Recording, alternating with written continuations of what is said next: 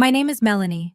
I am 33 years old and I woke up in a VIP hospital room after suddenly collapsing during a family dinner. Behind the half-open door, I heard my mother-in-law Beatrice whisper, "Are you sure she took it?" My sister-in-law Courtney let out a quiet laugh. "Relax. By tomorrow morning everything will be ours." My blood ran cold, but I did not panic. I simply picked up my phone and texted my attorney. "Execute the plan. Now." Before I continue this story, let me know where you are watching from in the comments below. Hit like and subscribe if you have ever had to outsmart toxic family members who completely underestimated your worth. The sterile smell of the hospital room filled my lungs as consciousness slowly returned to me. The rhythmic beeping of the heart monitor next to my bed was the only sound in the dimly lit space. My eyelids felt incredibly heavy, as if they were made of solid lead, and a thick fog blanketed my brain. The last thing I remembered was sitting at the dining room table in my own house, raising a glass of expensive red wine to toast a supposedly peaceful family dinner.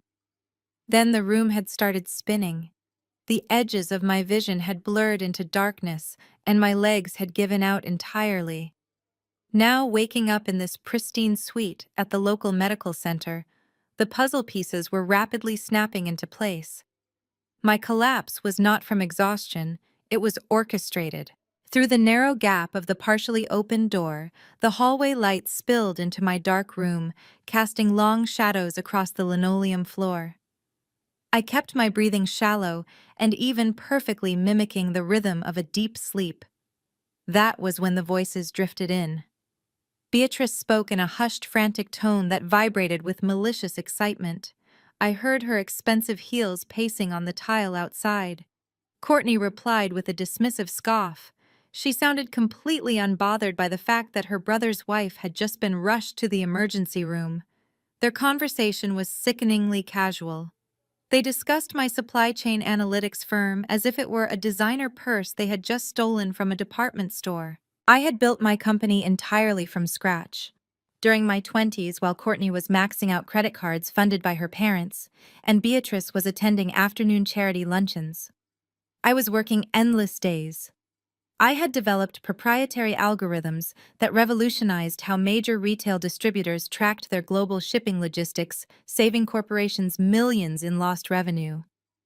I had sacrificed sleep, social outings, and personal comfort to turn a small startup into a highly profitable enterprise. I was self-made in every sense of the word. They, on the other hand, represented the worst kind of old money snobbery. They looked down on me because I actually worked for my wealth. To Beatrice, I was just a blue-collar girl who had somehow gotten lucky. She never respected my intellect or my drive. She only respected the bottom line of my bank accounts. Beatrice lowered her voice further, but in the quiet hospital corridor, I could hear every single word. She asked Courtney if she had put enough of the sedative in the wine to keep me out until the morning. Courtney confidently assured her mother that the dosage was perfect. They needed me incapacitated just long enough for Jason, my husband, to take control. My heart hammered against my ribs, threatening to trigger the alarm on the monitor. They had drugged me.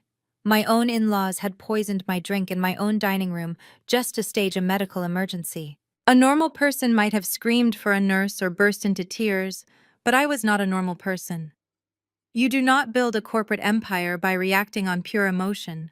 You build it by observing, strategizing, and striking when your opponent is most vulnerable. I remained perfectly still, slowly sliding my hand under the thin hospital pillow. My fingers brushed against the cool metal of my smartphone. The paramedics must have brought my personal belongings in the overnight bag that now sat on the chair near the window. I carefully pulled the phone close to my chest, shielding the screen glow with my body. I opened my messages and found the contact for Harrison, my lead corporate attorney. Harrison was not just a lawyer. He was a strategic mastermind who specialized in protecting corporate assets from hostile takeovers and greedy relatives. I typed out 5 simple words: execute the plan right now. I hit send and watched the message deliver. For several months, I had sensed a dangerous shift in the family dynamics. Beatrice had been asking far too many probing questions about my corporate structure. and Courtney had been subtly trying to figure out where I kept my physical financial documents. Because I trusted my instincts, Harrison and I had already prepared for a hostile scenario. We had mapped out a contingency plan that would turn any attempt to steal my assets into a legal death trap. Less than a minute later, my screen lit up with a response from Harrison. Decoy documents accepted by the state. Talk screen confirms the sedative. Let them dig their graves. A fierce wave of satisfaction washed over me completely, cutting through the lingering grogginess of the drugs. Harrison was already 10 steps ahead of them. The decoy documents he mentioned were a masterpiece of legal misdirection. They looked completely legitimate, bearing all the proper corporate seals and financial jargon required to pass a superficial inspection. But in reality, they transferred control of a hollow shell company, not my primary holding trust. Furthermore, when I arrived at the emergency room, Harrison had used his medical power of attorney protocols to legally demand a comprehensive toxicology screen before Beatrice or Jason could restrict my visitors or tamper with my chart. The hospital had already found the heavy, non-prescribed sedative in my blood. The physical evidence of their crime was officially locked into my medical records, safely beyond their reach or manipulation. The toxicology screen was the ultimate insurance policy. Beatrice might think she was clever by using an untraceable street sedative, but modern medicine leaves no stone unturned when attorneys get involved. As I lay there waiting for the inevitable moment they would enter the room, my thoughts turned to Jason. My husband of 4 years, the man who had sworn to protect me and build a life with me. Where was he while his mother and sister casually confessed to drugging me? Did he know about the sedative? I remembered how he had poured the wine that night. He had been so attentive, making sure my glass was completely full, watching me take that first long sip with an intense look in his eyes, that I had mistaken for affection. It was not affection. It was anticipation. Did he help crush the pills into my glass, or was he simply a willing pawn in Beatrice's grand scheme? The realization that my entire marriage might have been a long, calculated con game was devastating. It felt like a physical blow to my chest, knocking the remaining wind out of me. I thought back to how Jason had been acting lately, the subtle ways he had been trying to insert himself into my business meetings, the times he suggested I step back and let him handle the finances to reduce my stress. It all made sickening sense now. They had been grooming me for a takeover, testing my boundaries, looking for a moment of weakness. And when they could not find one naturally, they decided to artificially manufacture a medical crisis. The pain of that betrayal quickly transformed into a cold, hardened resolve. I had spent years trying to win the approval of a family that saw me only as a bank account to be drained. I had tolerated Beatrice's passive-aggressive insults and Courtney's blatant disrespect to keep the peace for Jason. I had compromised my own comfort to make them feel superior. No more. The whispering outside the door finally ceased. I heard the distinct sound of the heavy metal door handle turning. I quickly slipped my phone back under the pillow, closed my eyes, and let my breathing return to the slow, shallow rhythm of a heavily sedated patient. I relaxed my facial muscles, preparing to play the role of the weak, confused victim they desperately needed me to be. They wanted me to be helpless. They wanted me to be broken and submissive so they could swoop in and steal the empire I had built with my own hands. I was going to give them exactly the performance they paid for, right up until the moment I burned their entire world to the ground. The door creaked open, allowing a wider beam of bright hospital light to slice across my bed. I felt the presence of someone stepping into the room, their footsteps muffled against the floor. I kept my eyes shut tight, gathering every ounce of strength and cunning I possessed.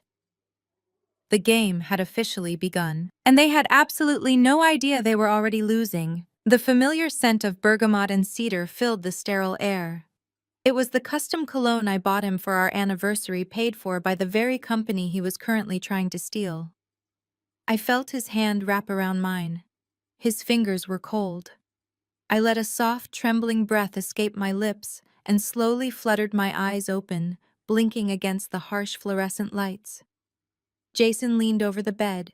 His face was a masterful mask of manufactured grief. He had practiced this look.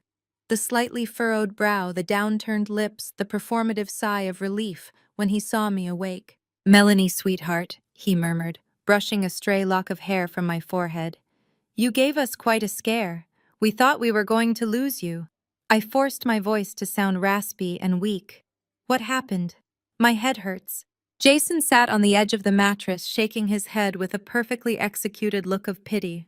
He launched straight into his rehearsed narrative. "You broke down, Melanie. Your body simply gave out. The doctors said you overworked yourself into a complete physical and mental collapse." I stared at him, letting a look of manufactured confusion wash over my face. He squeezed my hand tighter, leaning in to deliver the psychological blow he had clearly been waiting years to land. "I warned you about this, darling." Jason continued, his voice dripping with condescension. "You have to understand, you did not grow up in this world. Your family, your background, it did not prepare you for the crushing weight of real corporate pressure. People with our kind of pedigree are raised to handle these high-stakes environments. We are conditioned for it from birth. But you pushed yourself far beyond what your mind could handle. You snapped Melanie. You had a complete psychiatric episode right there at the dinner table." The audacity of his lies burned in my chest. He was actively erasing my decade of relentless hard work, reducing my self-made success to a fluke that my supposedly inferior genetics could not sustain. He was weaponizing his old money arrogance to justify drugging his own wife. I wanted to scream. I wanted to tear the intravenous line from my arm and slap that condescending look off his face. Instead, I let my lower lip tremble. I allowed a single highly convincing tear to roll down my cheek. I looked away, playing the part of the defeated, humiliated woman who finally realized she was out of her depth. "I am so sorry, Jason," I whispered, making my voice crack perfectly. "I thought I could handle it all." "Hush now," he said smoothly. "You do not have to worry about a thing anymore. I am going to take care of everything. In fact, we already took the first step." Jason reached into the inner pocket of his tailored jacket. He pulled out a thick folded piece of legal paper and flattened it out on the hospital tray table. I recognized the heavy watermarked cardstock immediately. "What is that?" I asked, feigning ignorance. "It is the power of attorney," Jason explained, his voice taking on a soothing, almost hypnotic quality. "You were so frantic at dinner, Melanie. You were rambling about the stress and the numbers, and you begged me to help you. You signed this right before you collapsed. It gives me temporary control of your assets and the company. Just until you are better, of course. We are doing this to reduce your stress, honey, so you can focus entirely on getting your mind right." I looked down at the document. My signature was perfectly legible at the bottom of the page in bold blue ink. A cold realization washed over me. I knew exactly where that signature came from. Earlier that week, Beatrice had visited my home office under the guise of helping me organize some chaotic wedding anniversary files. She had handed me a massive stack of vendor agreements and catering contracts to sign. She had specifically slipped this legal document right into the middle of the pile, bearing the power of attorney beneath catering invoices. I had signed it blindly, trusting my mother-in-law. They had planned this corporate coup down to the very last detail. The sheer calculation of their betrayal was staggering. They had weaponized my trust, forged a narrative of mental instability, and poisoned my wine just to activate a stolen signature. Jason watched my face closely, waiting for a reaction. If I fought him, if I denied signing it, he would use it as further proof of my supposed mental break. He would call the doctors in and claim I was having delusions. He needed me to validate the lie. So I gave him exactly what he wanted. I let out a long, shuddering sob. I reached out and covered his hand with both of mine, looking up at him with wide, tear-filled eyes. "Thank you," I cried softly, letting my voice break with manufactured gratitude. "I do not know what I would do without you, Jason. I am just so tired. I cannot run the company anymore. Please just take it. Take care of it for me." A massive, triumphant smile spread across Jason's face. He could not completely hide the predatory gleam in his eyes. He had won. Or so he thought. He leaned down and pressed a lingering kiss to my forehead, the ultimate kiss of betrayal. "Rest now, my sweet girl," Jason whispered. "The adults will take it from here." He stood up, smoothed the wrinkles from his expensive suit, and tucked the fraudulent power of attorney safely back into his breast pocket. He walked toward the hospital room door with a noticeable bounce in his step. The moment the door clicked shut behind him, the illusion of the helpless broken wife vanished from my face. I sat up perfectly straight in the hospital bed, my mind sharp and completely focused. I listened as Jason's footsteps faded down the hallway. I heard Beatrice's voice greet him in the distance, followed by a muffled celebratory laugh. They were leaving the hospital to revel in their victory. I threw off the thin hospital blanket and reached for the leather overnight bag sitting on the visitor chair. I unzipped the main compartment and ran my fingers along the seam until I found the hidden zipper I had custom sewn into the lining months ago. I reached inside the concealed pocket and pulled out a slim, encrypted tablet. This device was completely untraceable, disconnected from any network my husband or his family knew about. I typed in a complex passcode and opened a secure application. The screen went black for a fraction of a second before bringing up a grid of live camera feeds. Weeks ago, when I first noticed Beatrice asking suspicious questions about my corporate banking structures, I had hired a private security firm to install covert, high-definition cameras throughout our suburban Chicago home. I had hidden them in the crown molding inside the bookshelf speakers and behind the kitchen cabinetry. I tapped on the camera labeled living room and expanded the feed to fill the entire screen. The video buffered for a moment before snapping into crystal clear focus. I watched the front door of my house swing open. Jason strutted into the foyer looking like a conquering king returning from battle. Courtney, my sister-in-law, was already waiting for him in the living area. Courtney was holding a familiar green glass bottle. My blood boiled slightly. It was a rare vintage bottle of champagne I had purchased and saved specifically to celebrate my supply chain firm crossing its first $50 million valuation milestone. Courtney popped the cork, letting the expensive foam spill carelessly over the imported hardwood floors I had paid for. Jason laughed loudly, tossing his suit jacket onto my custom velvet sofa. He reached into his shirt and proudly slapped the fraudulent power of attorney down onto the marble coffee table. "She bought every single word," Jason declared, his voice echoing clearly through the hidden microphone. "She was practically begging me to take the company off her hands. The stupid girl thinks she had a nervous breakdown." Courtney poured the champagne into 2 crystal flutes, handing one to her brother. She leaned over the table, examining my stolen signature with a wicked grin. "I told you Mother's plan would work," Courtney sneered, taking a large gulp of my champagne. "It is honestly embarrassing how easy it was to break her. All it took was a few crushed pills and some big words, and she handed over the keys to the castle." Jason raised his glass high in the air, his face glowing with unearned arrogance and absolute greed. "To the Blackwell family portfolio," Jason announced loudly. "And to draining every last cent from my dear, sweet, incompetent wife." They clinked their glasses together, the crisp chime ringing through my speakers. I sat alone in the sterile hospital room, watching the 2 people I was supposed to call family celebrate the hostile theft of my life's work. They were toasting to my ruin, drinking my champagne in my house, completely oblivious to the fact that they were starring in a high-definition broadcast that would soon be their ultimate undoing. I did not cry. I did not throw the tablet or scream in frustration. I simply smiled, a cold, calculated smile that mirrored the ice running through my veins. The trap was perfectly set. Now it was time to let them walk right into the slaughter. 2 days later, the hospital officially discharged me. The crisp morning air of the Chicago suburbs slapped my face as Jason guided me toward his polished black SUV. He held my elbow with a tight, almost restrictive grip, playing the role of the devoted caretaker for the benefit of the passing nurses. I leaned heavily against him, dragging my feet slightly, offering the exact level of physical frailty he expected to see. Inside the vehicle, the silence was thick. Jason kept glancing at me in the rearview mirror, his eyes scanning for any sign of resistance or clarity. I gave him nothing but a vacant, exhausted stare. When we pulled into the circular driveway of our sprawling modern estate, I braced myself for the next phase of their operation. The heavy mahogany front doors swung open before Jason even put the car in park. Standing in the grand foyer, flanking the entrance like a pair of high society gargoyles, were Beatrice and Courtney. They had not just come to welcome me home. Two massive designer suitcases sat at the base of the grand staircase.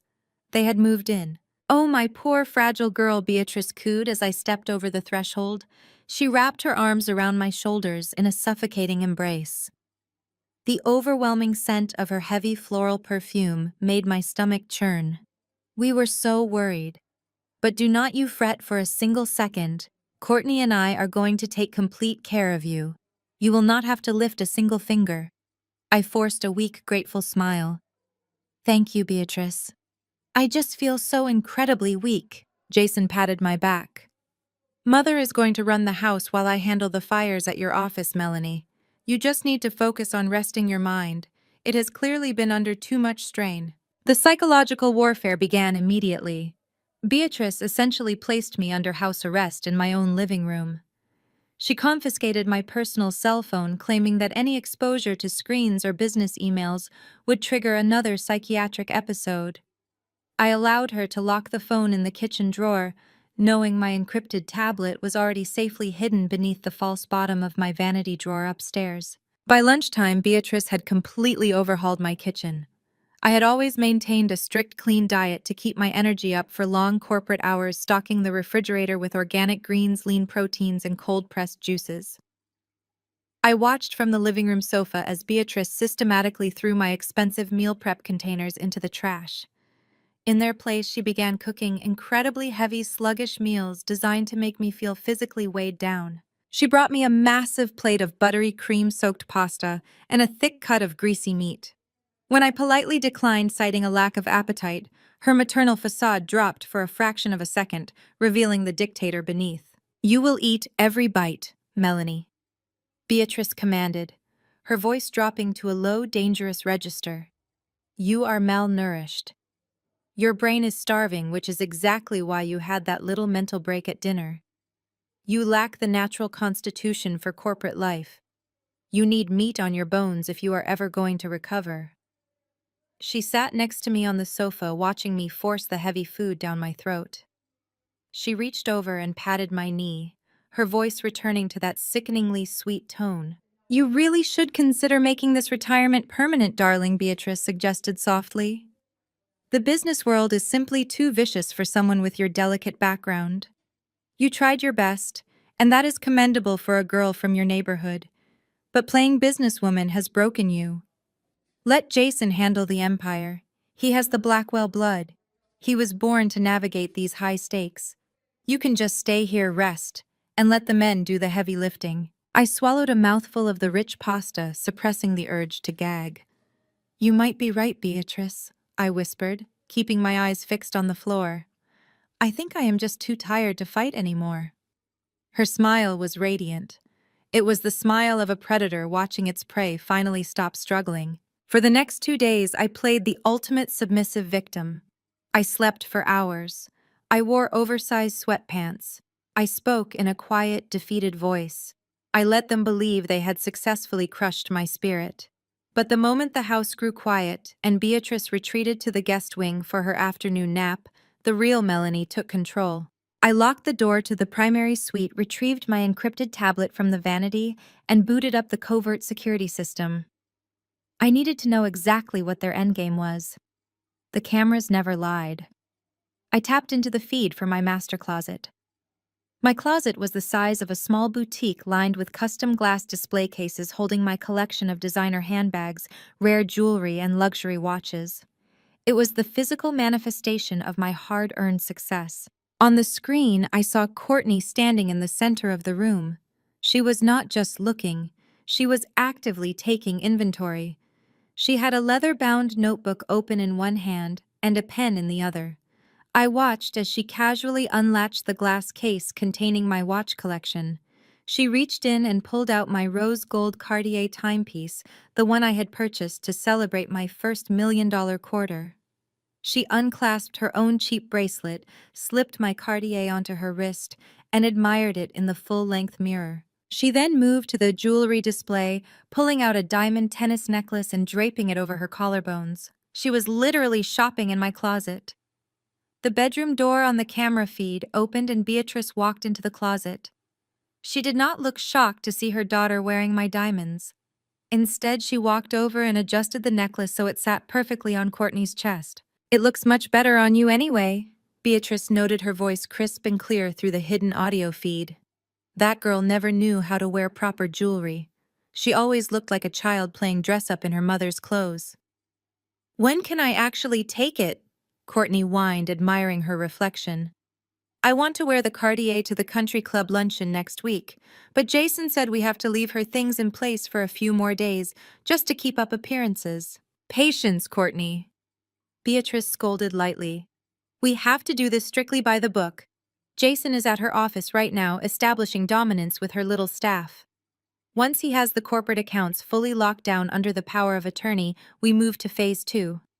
I leaned closer to the tablet, my heart pounding with cold anticipation.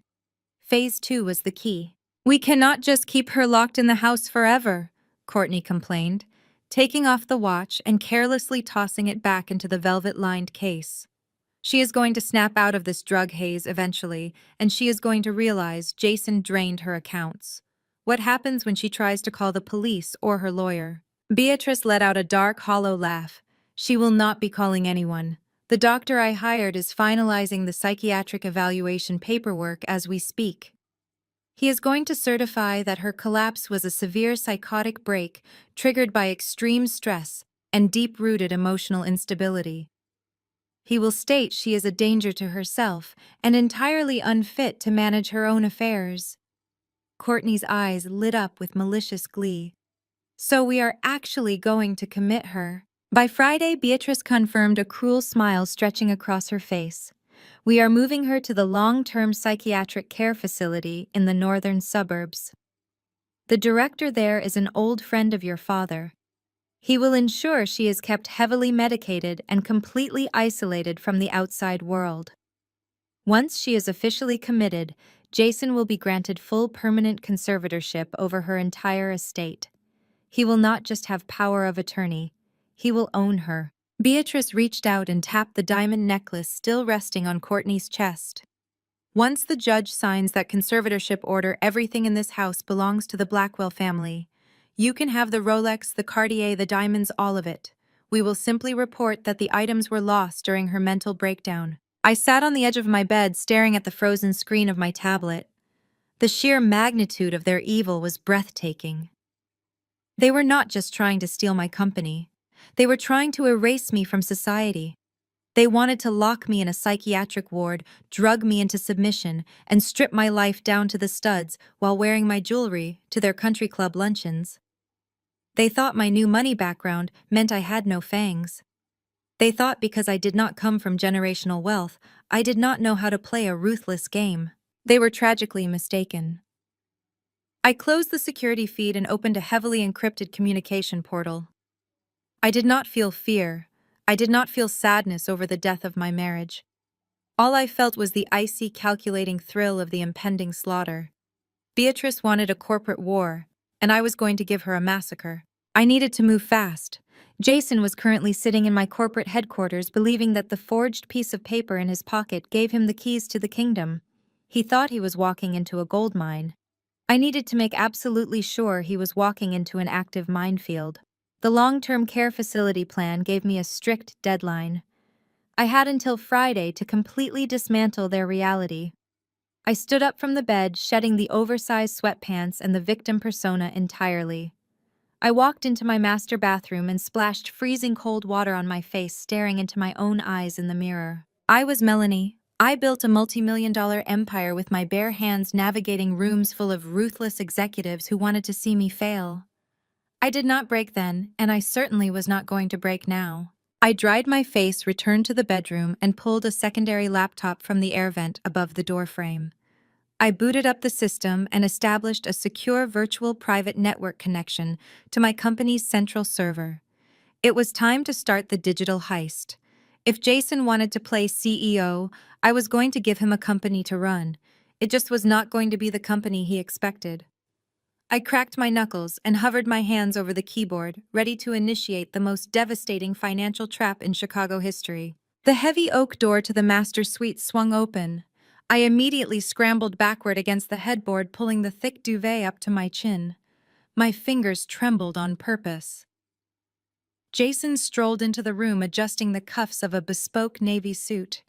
He looked remarkably energized for a man whose wife had supposedly suffered a severe psychiatric break just 2 days prior. "I am heading downtown to your office," he announced, admiring his reflection in the full-length mirror. "I need to handle a few minor operational things. The staff is probably running around like headless chickens without leadership. It is time someone stepped in to establish a proper corporate hierarchy." I let my breath hitch, forcing my eyes to widen in manufactured panic. "Jason, please," I whimpered, clutching the blankets tighter. "Do not change the core structure. David is the chief operating officer. He knows the daily operations inside and out. The client contracts are incredibly delicate right now. Just let David manage the floor while I recover." Jason turned away from the mirror and walked over to my side of the bed. He looked down at me with an expression of profound pity mixed with absolute arrogance. He reached out and patted my cheek as if I were a frightened toddler. "David is a worker bee," Melanie, Jason said smoothly.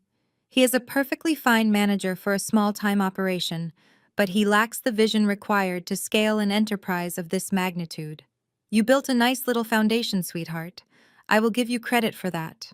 But taking a company global requires a specific type of pedigree. It requires a firm, commanding hand.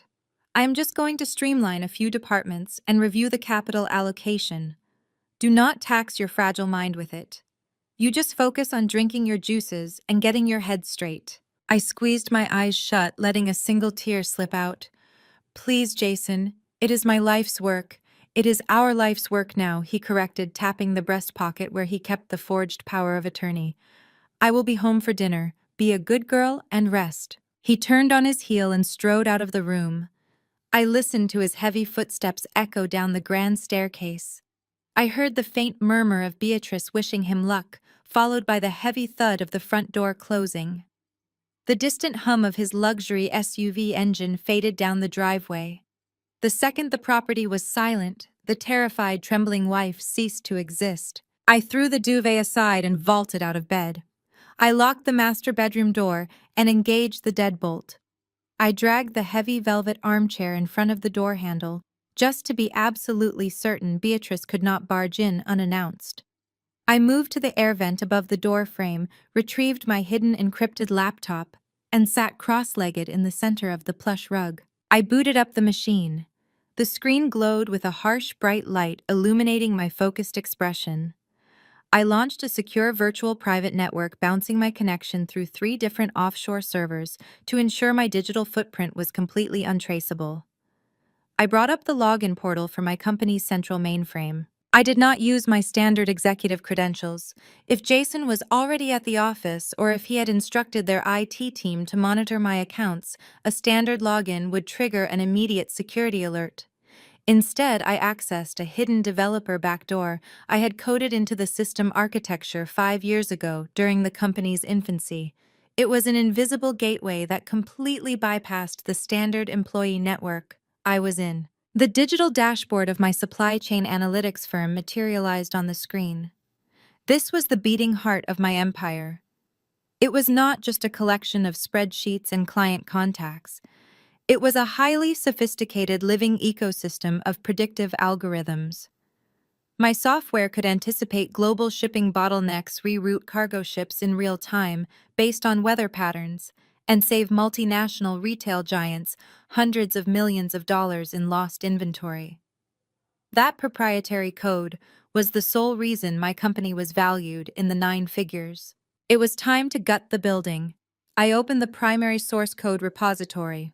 I selected every single algorithmic sequence, every machine learning model, and every piece of predictive infrastructure. I initiated a secure transfer protocol. The destination was a blind holding trust located in the Cayman Islands, an impenetrable legal fortress that my attorney Harrison had finalized just 24 hours ago. I hit execute. A progress bar appeared on my screen.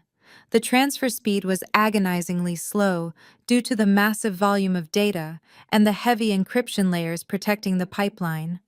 10%, 20%. I glanced at the locked bedroom door, my heart pounding a steady rhythmic drumbeat against my ribs. If Beatrice demanded entry right now, the entire operation would be compromised. I held my breath, watching the green bar creep forward. 40%, 50%. While the proprietary code migrated, I opened a second terminal window. I needed to move the Tier 1 client data. These were the massive retail conglomerates, the multinational accounts that generated 90% of my firm's annual revenue. I isolated their active service contracts, their historical billing data, and their direct communication portals. I bundled the entire client database into a heavily encrypted archive. I linked the archive to the Cayman Trust transfer pipeline. 60%, 70%. I thought about Jason walking into my boardroom right now. He was likely wearing his most expensive suit, demanding coffee from my assistants, and looking down his nose at the brilliant engineers who had actually built the wealth he was attempting to steal.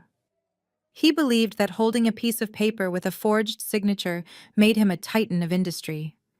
He did not understand that a company is not a building or a bank account. A tech company is its data, and I was currently draining every single drop of blood from the corporate body. 80%, 90%. The screen flashed a bright solid green. Transfer complete. I let out a sharp, triumphant breath.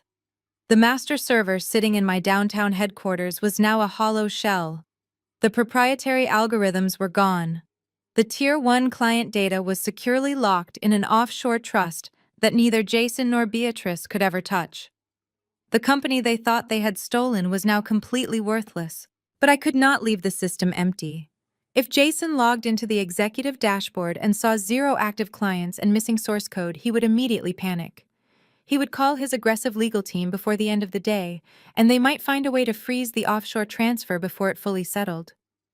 I needed Jason to remain arrogant. I needed him completely complacent and blindly confident until Friday night. I opened the system architecture configuration panel. I navigated to a deeply buried folder labeled Training Simulation. Years ago, when I was rapidly expanding my workforce, I had built a comprehensive sandbox environment. It was an exact pixel-perfect replica of the live corporate dashboard, designed to train new executives without risking damage to the actual revenue streams. The sandbox populated the screens with simulated data running on a continuous loop of historical averages. I initiated a system-wide override. I redirected all executive-level access credentials directly into the sandbox environment. The trap was set. When Jason logged into the CEO portal from my corner office, he would not see an empty shell. He would see a thriving, bustling corporate empire. The simulated revenue charts on his monitor would tick upward in real time, projecting millions of dollars in fabricated daily profits. Phantom client emails generated by an automated script would populate his inbox, requesting standard updates and confirming receipt of services. The accounting portal would display a massive operating budget showing deep, overflowing cash reserves that simply did not exist in the real world. It was a digital terrarium designed specifically for his massive ego. Jason only cared about the appearance of power. He wanted to sit in a leather chair, stare at screens full of big numbers, and feel like a master of the universe. The sandbox would give him exactly that illusion. He would spend the entire week strutting around the office, barking orders based on fake analytics, completely unaware that he was playing an incredibly elaborate video game. I spent the next 10 minutes meticulously wiping my digital footprints from the server. I scrubbed the connection logs, deleted the access history from the developer backdoor, and severed the virtual private network. I left absolutely no trace that anyone had accessed the system from the outside. I shut down the laptop, feeling a profound sense of dangerous satisfaction. The corporate heist was flawlessly executed. They had tried to steal my life's work, but they had only managed to steal a mirage. The real treasure was locked away entirely under my control. I carefully slipped the laptop back into the air vent above the doorframe, securing the metal grate back into place. I pushed the heavy velvet armchair away from the door and unlocked the deadbolt.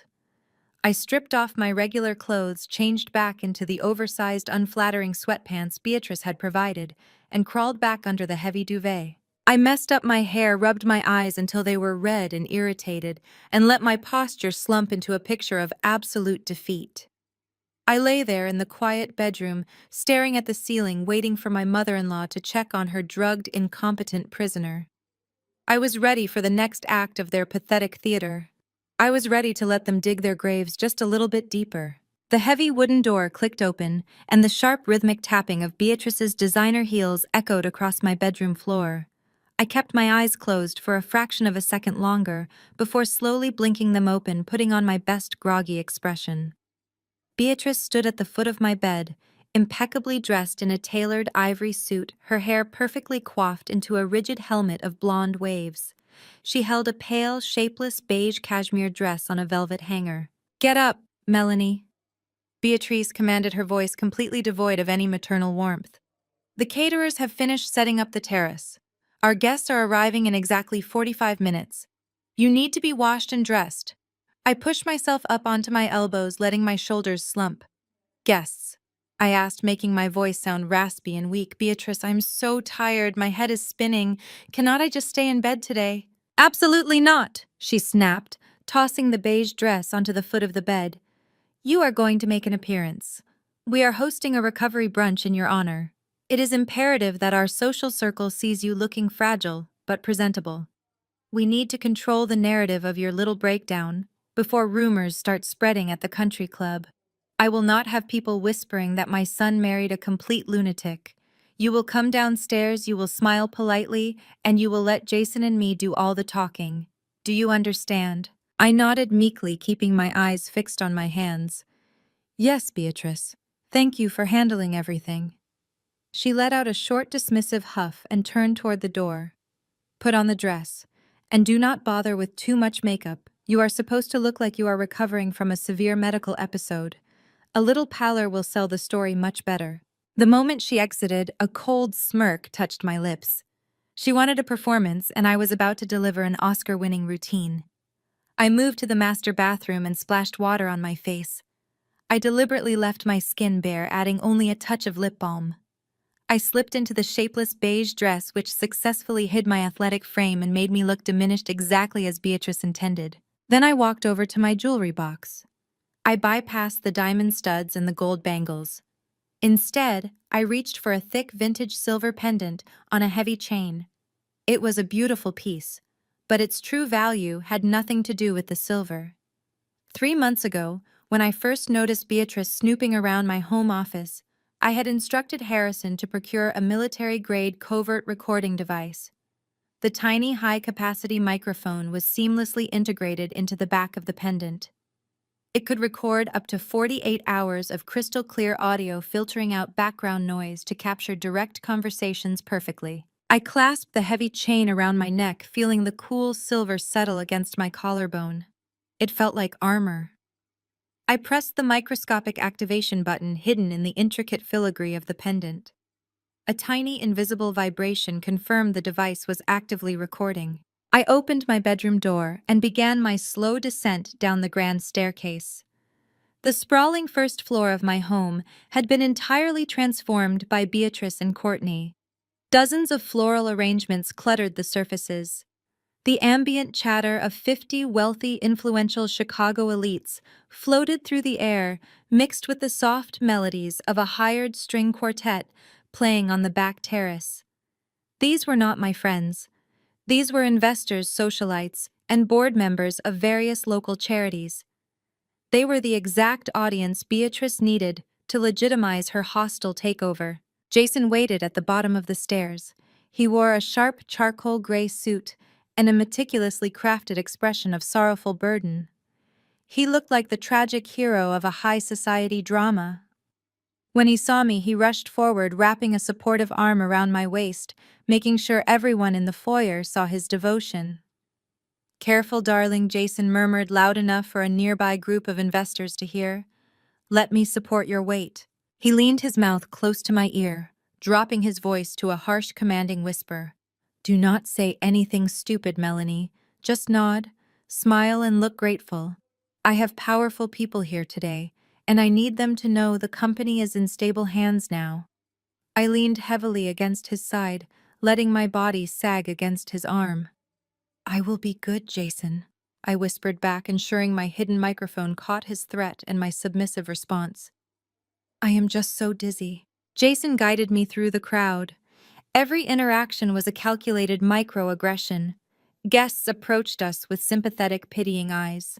They spoke to me in slow, hushed tones as if I were a frightened child incapable of understanding complex sentences. Melanie, dear, you look so dreadfully pale, commented Patricia, a prominent real estate heiress and one of Beatrice's closest allies.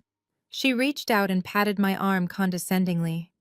You poor thing. The stress of trying to run a business simply destroyed your nerves, did not it? Thank goodness you have Jason to rescue you. I offered Patricia a weak, vacant smile. I am very lucky, I murmured, keeping my voice soft and breathless. Jason is my savior. I just could not handle the pressure anymore. My mind simply gave out. Patricia exchanged a knowing, superior look with Jason. It is nothing to be ashamed of, Melanie. Not everyone is built for the corporate battlefield. Some women are just meant to stay home and rest. Out of the corner of my eye, I spotted Courtney holding court near the mimosa bar. She was laughing loudly, tossing her hair back.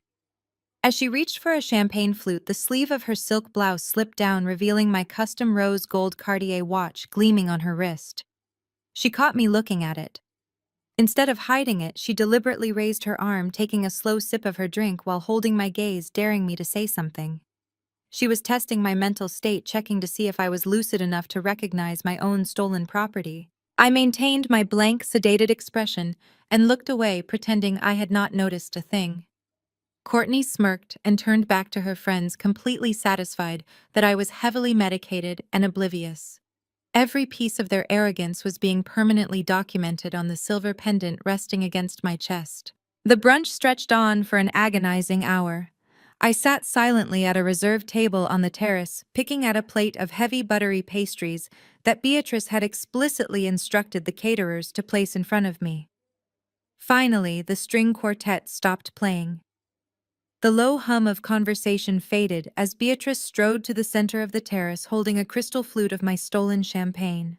She tapped a silver spoon against the glass, the sharp ringing cutting through the morning air. "Ladies and gentlemen," Beatrice announced, her voice projecting with practiced theatricality, "if I could please have your attention."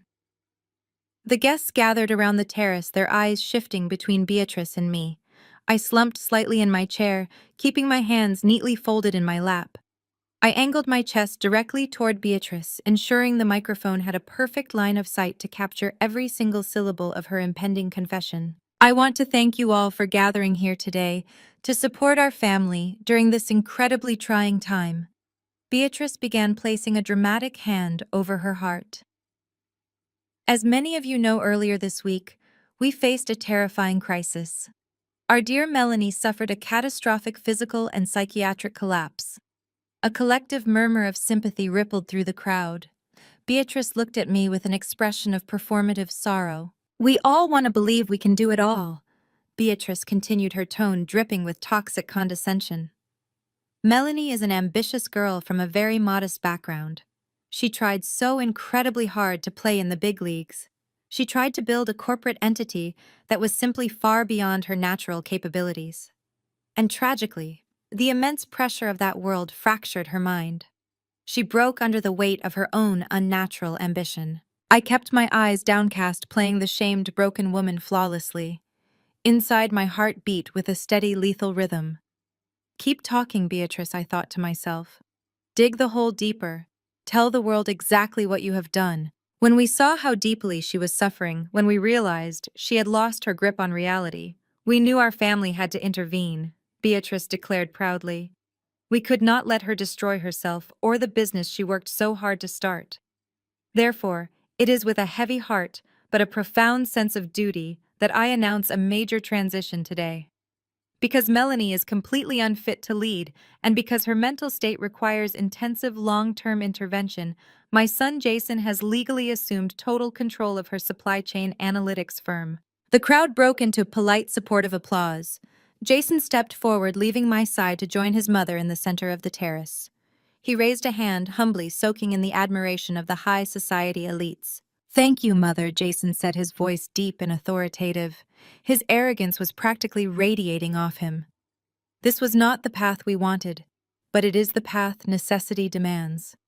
Melanie signed a comprehensive power of attorney over to me moments before her mind completely shattered. She begged me to save her company. Starting Monday, I will be stepping in as the acting chief executive officer. I will be restructuring the executive board, reallocating the capital, and bringing this firm under the prestigious umbrella of the Blackwell family portfolio. I promise you all the chaos is over. Order has been restored. Jason raised his glass toward me. To Melanie, may she find the peace and quiet her fragile mind so desperately needs. To Melanie, the crowd echoed, raising their mimosas and champagne flutes in a mocking salute to my supposed downfall. I looked up at the sea of wealthy, privileged faces. I looked at Jason standing tall and victorious, believing he had just conquered my world. I looked at Beatrice, her eyes gleaming with the satisfaction of having finally crushed the daughter-in-law she despised. I looked at Courtney sipping my champagne while wearing my stolen Cartier watch. I slowly reached for the glass of sparkling water on the table in front of me. I let a gentle, vacant smile spread across my face. I raised my glass toward them, clinking it against the air in a gesture of absolute medicated gratitude. "Thank you," I whispered softly, ensuring my voice was captured perfectly by the silver pendant on my chest. "Thank you all for taking care of me." I took a slow sip of the cold water, hiding the dangerous, predatory gleam in my eyes behind the rim of the glass. The recording was flawless. I had them on tape explicitly admitting to a hostile corporate takeover based on fabricated claims of my mental incompetence. They had just publicly validated the forged power of attorney in front of 50 witnesses. They had handed me the exact weapon I needed to destroy them in a court of law. The brunch resumed its lively chatter, the guests now completely satisfied that the natural order of things had been restored. Jason and Beatrice went back to mingling, working the crowd, securing future investments for the company they thought they owned. I sat quietly at my table, playing the perfect broken prop for their stage play. Let them enjoy the weekend. Let them drink the champagne and wear the stolen jewelry. Monday morning was coming. And when Jason walked into my boardroom, the explosive reality of my digital heist was going to tear his stolen kingdom straight down to the foundation. Monday morning arrived with the crisp, unforgiving chill typical of Chicago. From the secure vantage point of my heavily monitored master suite, I accessed the live feed from my corporate headquarters downtown. I had specifically designed my office security system to be impenetrable, but I had left a backdoor open just for this occasion. The high-definition cameras mounted discreetly in the lobby and boardroom gave me a front-row seat to the invasion. At precisely 9 a.m., the heavy glass doors of my supply chain analytics firm swung open. Jason marched in, flanked by Beatrice and a pair of sharp-suited lawyers who looked like they billed by the second. Jason wore a smug, entitled expression, holding his briefcase like a scepter. Beatrice trailed slightly behind him, her eyes scanning the modern industrial chic decor with a mixture of disdain and predatory calculation. They bypassed the reception desk, entirely ignoring the startled receptionist who tried to intercept them. Jason moved with the unearned confidence of a man who believed the world owed him deference simply because of his last name.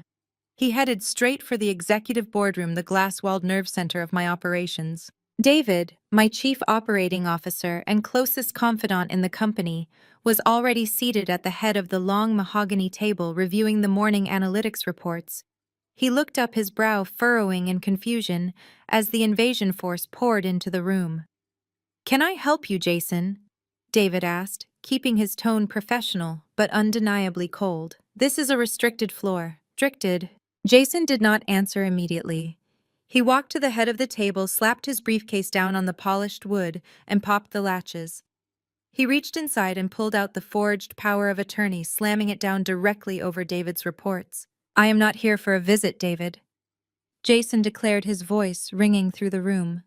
"As of this morning, I am the acting chief executive officer of this firm. Melanie has suffered a severe medical and psychiatric breakdown. She is completely unfit to manage her affairs. She signed this document granting me total operational and financial control. David picked up the document, his eyes scanning the heavy cardstock and my forged signature. I watched his face on the monitor. He was a brilliant operator, and I knew he was immediately looking for the catch. We had not discussed this specific scenario, but David knew me better than anyone.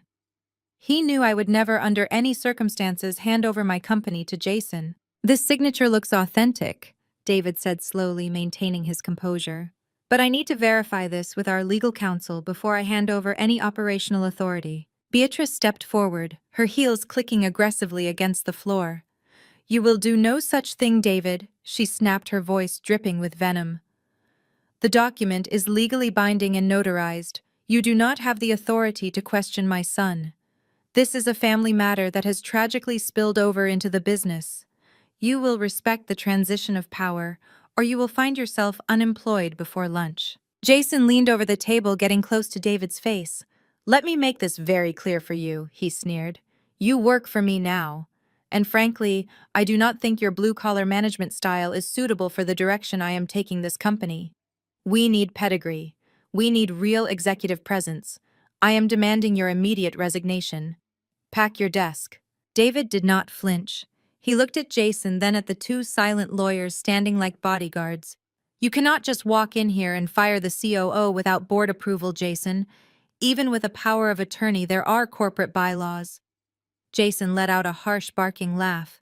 He snapped his fingers at one of the lawyers, who immediately produced a thick stack of legal filings. I am not asking for your resignation, David. I am demanding it, Jason growled.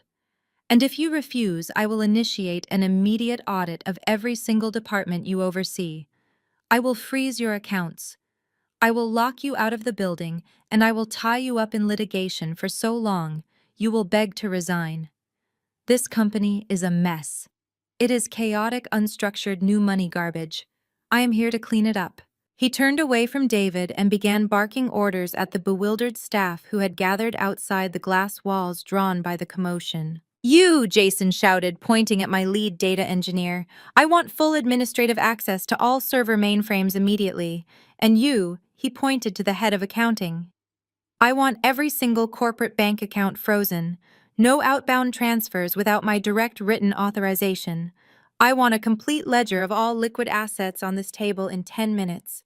Move. The staff exchanged panicked glances. They looked to David for guidance, but before David could speak, I decided it was time to make my entrance. The heavy glass doors of the boardroom slid open. The sudden silence that fell over the room was absolute. I walked in, my posture perfect, my expression completely serene. I wore a tailored black suit that screamed authority, a stark contrast to the oversized sweatpants I had been wearing just hours before. I did not look like a woman recovering from a mental breakdown. I looked like a CEO. The shock on Jason's face was instantaneous and profound. He stumbled backward, bumping into the table. Beatrice gasped, her hand flying to her chest.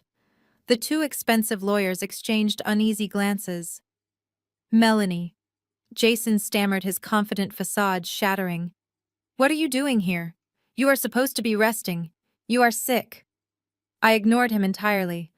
I walked to the head of the table, stopped next to David, and gently placed a hand on his shoulder. It is all right, David, I said, my voice calm and perfectly steady. You can pack your things. David looked at me, confusion warring with concern. Melanie, he said, what is going on? Are you okay? I am perfectly fine, David, I assured him, giving his shoulder a reassuring squeeze. Please just do as Jason asks. Pack your personal belongings and go home for the day. Beatrice recovered her voice, her eyes narrowing as she assessed my calm demeanor. You see, Jason, she is completely sedated. The poor girl does not even know where she is. She is just agreeing with whatever is happening. I turned my attention to Beatrice. I offered her a slow, deliberate smile that held absolutely no warmth. I know exactly where I am, Beatrice, I said smoothly. And I know exactly what is happening. I reached into my pocket and pulled out the master keycard for the executive suite. I held it out toward Jason. He stared at it as if it were a venomous snake. "Take it, Jason," I instructed softly. "You wanted the company. You want to be the chief executive officer. It is yours. I am handing over the keys." Jason slowly reached out and took the keycard. His hand was shaking slightly. He looked down at the plastic rectangle, then back up at me. He was searching for the trap, but his massive ego would not let him see it. "You are giving up?" He asked, a triumphant smirk, finally returning to his face. Just like that. "I am recognizing reality, Jason," I said, keeping my tone submissive and defeated. "You were right. The pressure was too much. I cannot handle it anymore. You have the pedigree. You have the Blackwell blood. You know how to run an empire, so run it." Beatrice clapped her hands together, a sharp, celebratory sound. "Finally, some sense from you. This is the best decision you have ever made, Melanie. We will make sure you are well taken care of while you recover. The adults will take it from here." I nodded meekly, turning away from them. I walked toward the boardroom doors. The staff parted to let me through, their faces etched with shock and betrayal. They thought I was abandoning them. They thought I was surrendering to a hostile takeover without a fight. As I reached the exit, I paused and looked back over my shoulder. Jason was already sitting in my chair, swiveling back and forth, grinning like a child who had just stolen a toy. Beatrice stood behind him, a dark, victorious queen. "Enjoy the view from the top, Jason," I said quietly. "It is a long way down." I walked out of the building, my heels clicking sharply against the marble floor. I did not look back. I stepped into the bright, freezing Chicago morning and hailed a cab. As the car pulled away from the curb, I pulled out my phone and checked the hidden dashboard application. Jason was logging in. He was using the administrative credentials I had specifically left active. He was bypassing the security protocols just as he had demanded. The sandbox environment was fully operational. The screen on my phone displayed his activity. He was navigating straight to the financial portal exactly as I knew he would. He was bypassing the client algorithms, the predictive models, the actual core of the business. He only cared about the money. I watched as he clicked on the tab labeled Corporate Treasury. The simulated numbers popped up on the screen, projecting millions of dollars in fabricated liquid assets. The trap was sprung, and he was currently swimming in the digital illusion I had built for him. Now he was going to try and drain the vault, and he was going to discover that the vault was utterly, completely empty. The heavy glass doors of the boardroom slid open. The sudden silence that fell over the room was absolute. I walked in, my posture perfect, my expression completely serene. I wore a tailored black suit that screamed authority, a stark contrast to the oversized sweatpants I had been wearing just hours before. I did not look like a woman recovering from a mental breakdown. I looked like a CEO. The shock on Jason's face was instantaneous and profound. He stumbled backward, bumping into the table. Beatrice gasped, her hand flying to her chest. The two expensive lawyers exchanged uneasy glances. Melanie, Jason stammered, his confident facade shattering. "What are you doing here? You are supposed to be resting. You are sick." I ignored him entirely. I walked to the head of the table, stopped next to David, and gently placed a hand on his shoulder. "It is all right, David," I said, my voice calm and perfectly steady. "You can pack your things." David looked at me, confusion warring with concern. "Melanie," he said, "what is going on? Are you okay?" "I am perfectly fine, David," I assured him, giving his shoulder a reassuring squeeze. "Please just do as Jason asks. Pack your personal belongings and go home for the day." Beatrice recovered her voice, her eyes narrowing as she assessed my calm demeanor. "You see, Jason? She is completely sedated. The poor girl does not even know where she is. She is just agreeing with whatever is happening." I turned my attention to Beatrice. I offered her a slow, deliberate smile that held absolutely no warmth. "I know exactly where I am, Beatrice," I said smoothly, "and I know exactly what is happening." I reached into my pocket and pulled out the master keycard for the executive suite.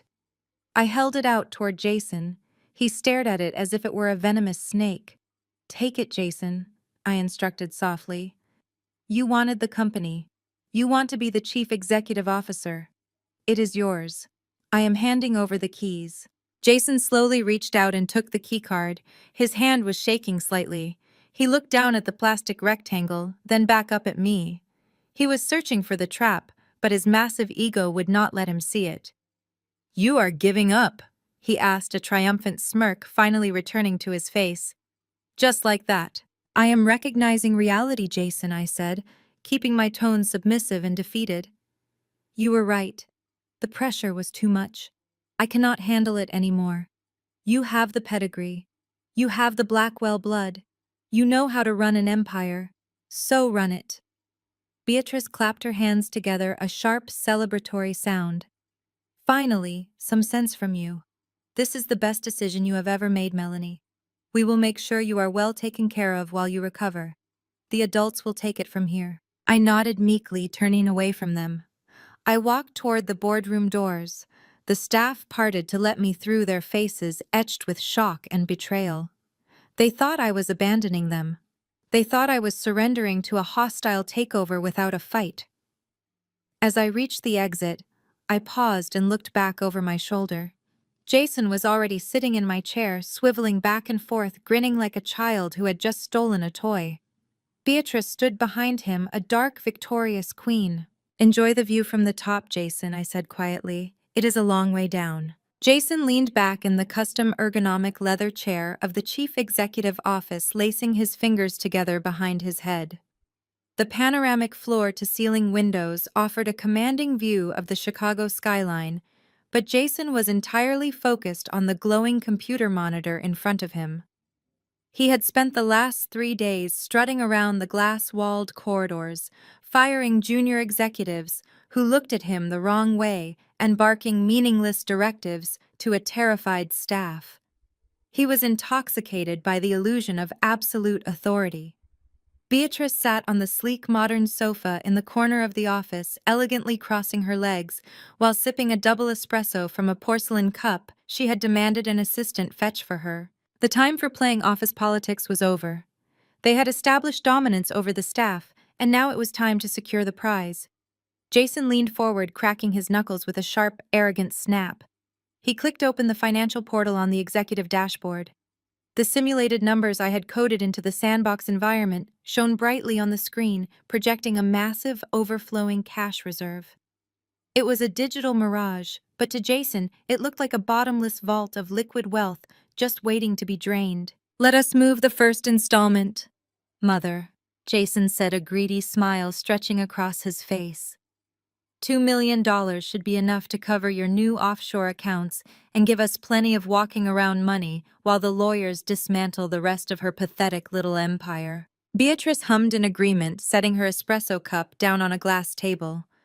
"Make sure you route it through the Shell Corporation in the Cayman Islands. We need the funds completely washed and untraceable before Melanie wakes up from her medication haze and realizes she is entirely broke." Jason nodded eagerly. He pulled the forged power of attorney from his briefcase, using the legal identification numbers to access the primary wire transfer protocol. He typed in the destination routing numbers, his fingers flying across the keyboard with practiced efficiency. He entered the amount: $2 million. He clicked the bright blue authorization button, fully expecting the screen to flash a confirmation message. Instead, the system froze. A harsh, violent red banner slammed across the monitor. The digital alarm seemed to echo in the quiet office. "Transaction denied. Insufficient funds." Jason frowned, leaning closer to the screen. His arrogant smile faltered for a fraction of a second. He clicked the authorization button again, pressing the mouse with a little more force. The same aggressive red banner flashed back at him. "Transaction denied. Insufficient funds." "That is impossible," Jason muttered, his voice tightening with a sudden spike of anxiety. "The dashboard clearly shows over $40 million in operating capital. There must be a glitch in the security firewall." Beatrice stood up, her perfectly manicured brow furrowing as she walked over to stand behind his chair. "Do not just sit there clicking like a fool, Jason. Call the bank. You have the power of attorney. Force the transfer through manually. We cannot afford any delays with this kind of capital." Jason grabbed the sleek office phone and dialed the direct line for the corporate banking manager. He did not bother with pleasantries. The moment the manager answered, Jason launched into a tirade. He barked his name, cited his new legal authority as acting chief executive officer, and demanded to know why his wire transfer to the Cayman Islands was being blocked by an incompetent automated system. I listened to the entire exchange through the covert audio feed I had installed in the office ceiling. The bank manager remained perfectly professional, asking Jason to verify the specific account numbers listed on his power of attorney document. Jason rattled off the numbers with arrogant impatience, tapping his expensive leather shoes against the floor. There was a long, agonizing pause on the other end of the line. The bank manager cleared his throat, his voice perfectly polite but utterly devastating. "Mr. Blackwell, I am looking at the account associated with that specific limited liability company. There is no security block on the transfer. The transaction was denied because you are attempting to wire $2 million from an account that currently holds a balance of exactly $400. Jason froze.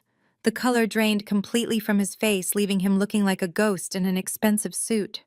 He gripped the phone so tightly his knuckles turned white. "What did you just say to me?" Jason demanded, his voice dropping to a dangerous, trembling whisper. "That is a lie.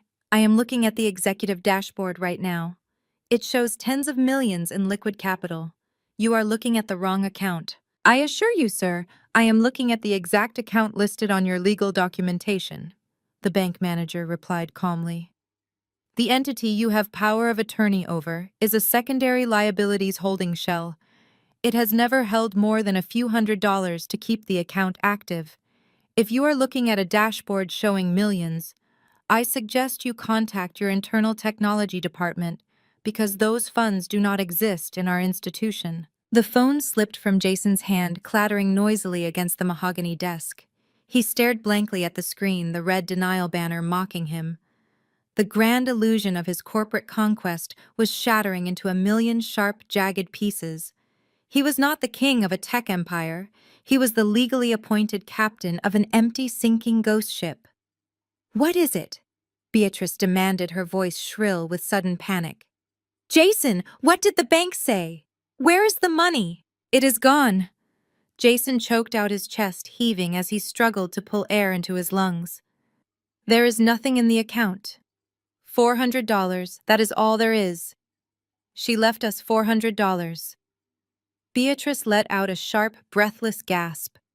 Her pristine, high society facade cracked instantly, revealing the desperate, greedy predator beneath. "We need to go back to the house," Beatrice ordered, her voice trembling with absolute fury. "We need to go right now." I was standing in the grand upstairs hallway of our suburban home when I heard the heavy front doors crash open. Jason and Beatrice stormed into the foyer, bringing a wave of frantic, chaotic energy with them. Jason was sweating profusely, his tie loosened, his suit jacket flapping wildly behind him. He clutched the forged power of attorney in one hand and a stack of printed bank statements in the other. "Melanie." Jason roared, his voice echoing up the massive curved staircase. "Where are you?" I calmly walked to the top of the landing, looking down at them. I was dressed in a comfortable cashmere sweater and leggings, holding a mug of herbal tea. I made sure my posture was relaxed, my expression a perfect mask of wide-eyed, innocent confusion. "Jason." I called down softly, keeping my voice gentle and slightly fragile. "What is wrong? You are shouting. You promised you would not stress me out today." Jason charged up the stairs, taking them two at a time until he stood just inches away from me in the hallway.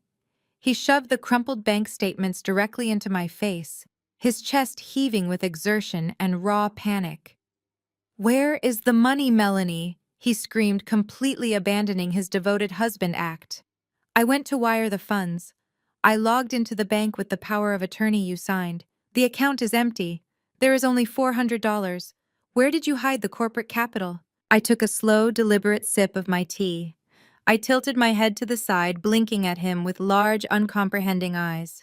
I let a moment of dead silence stretch between us, allowing his panic to marinate before I delivered the lethal blow. "Oh, the operating capital," I said, my voice light, breezy, and entirely innocent. "That is in the primary holding trust. I moved it to the Cayman Islands days ago for security purposes.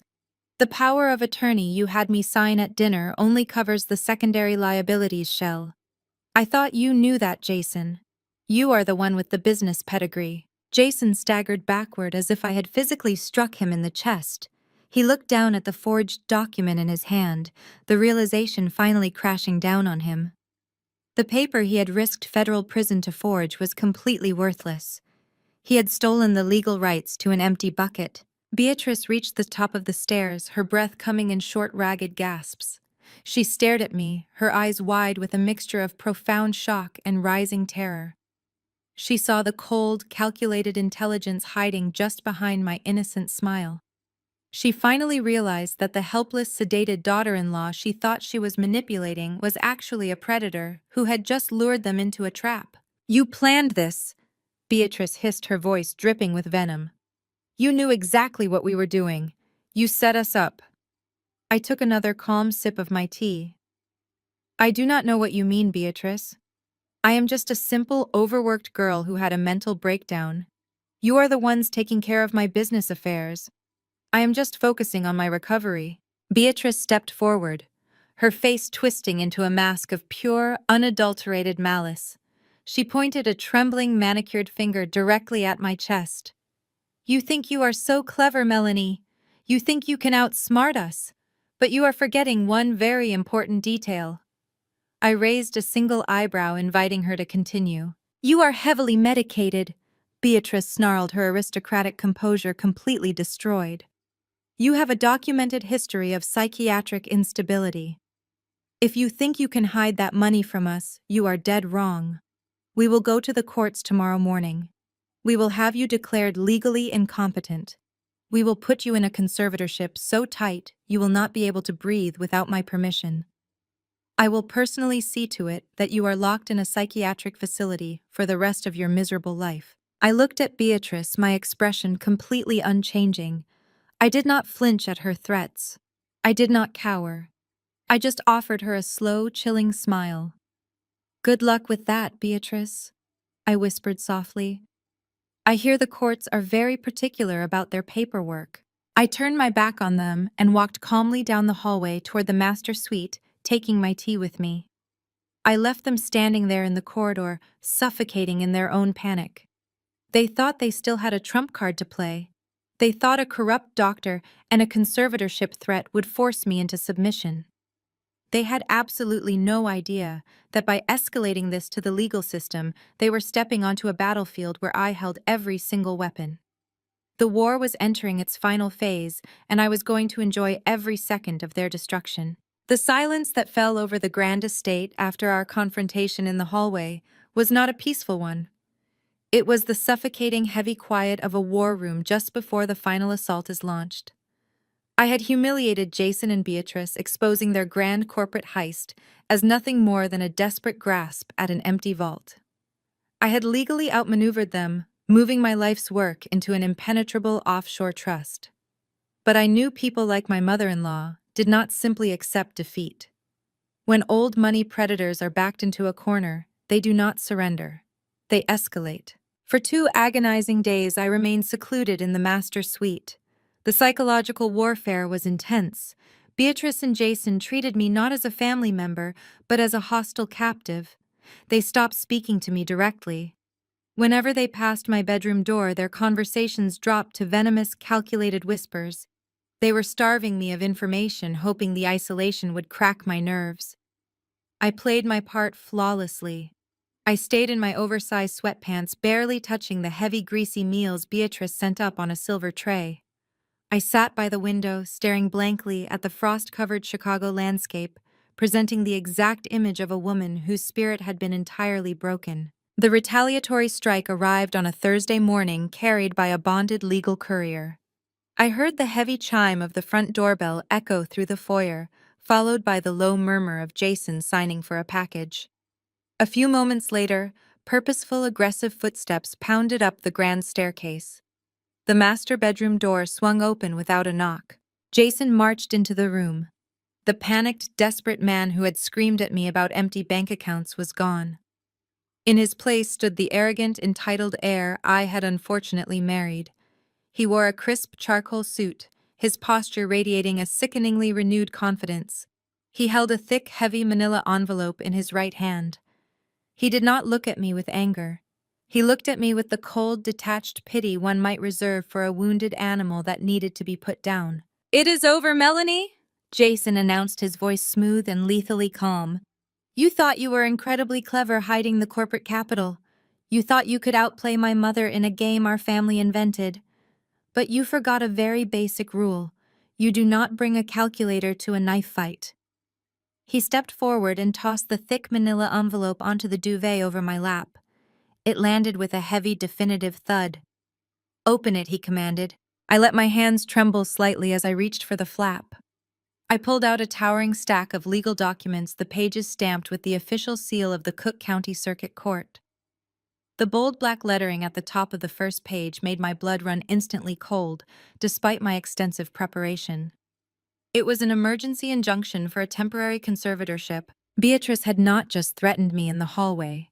She had mobilized her entire fleet of high-powered attorneys to execute a full-scale legal assassination.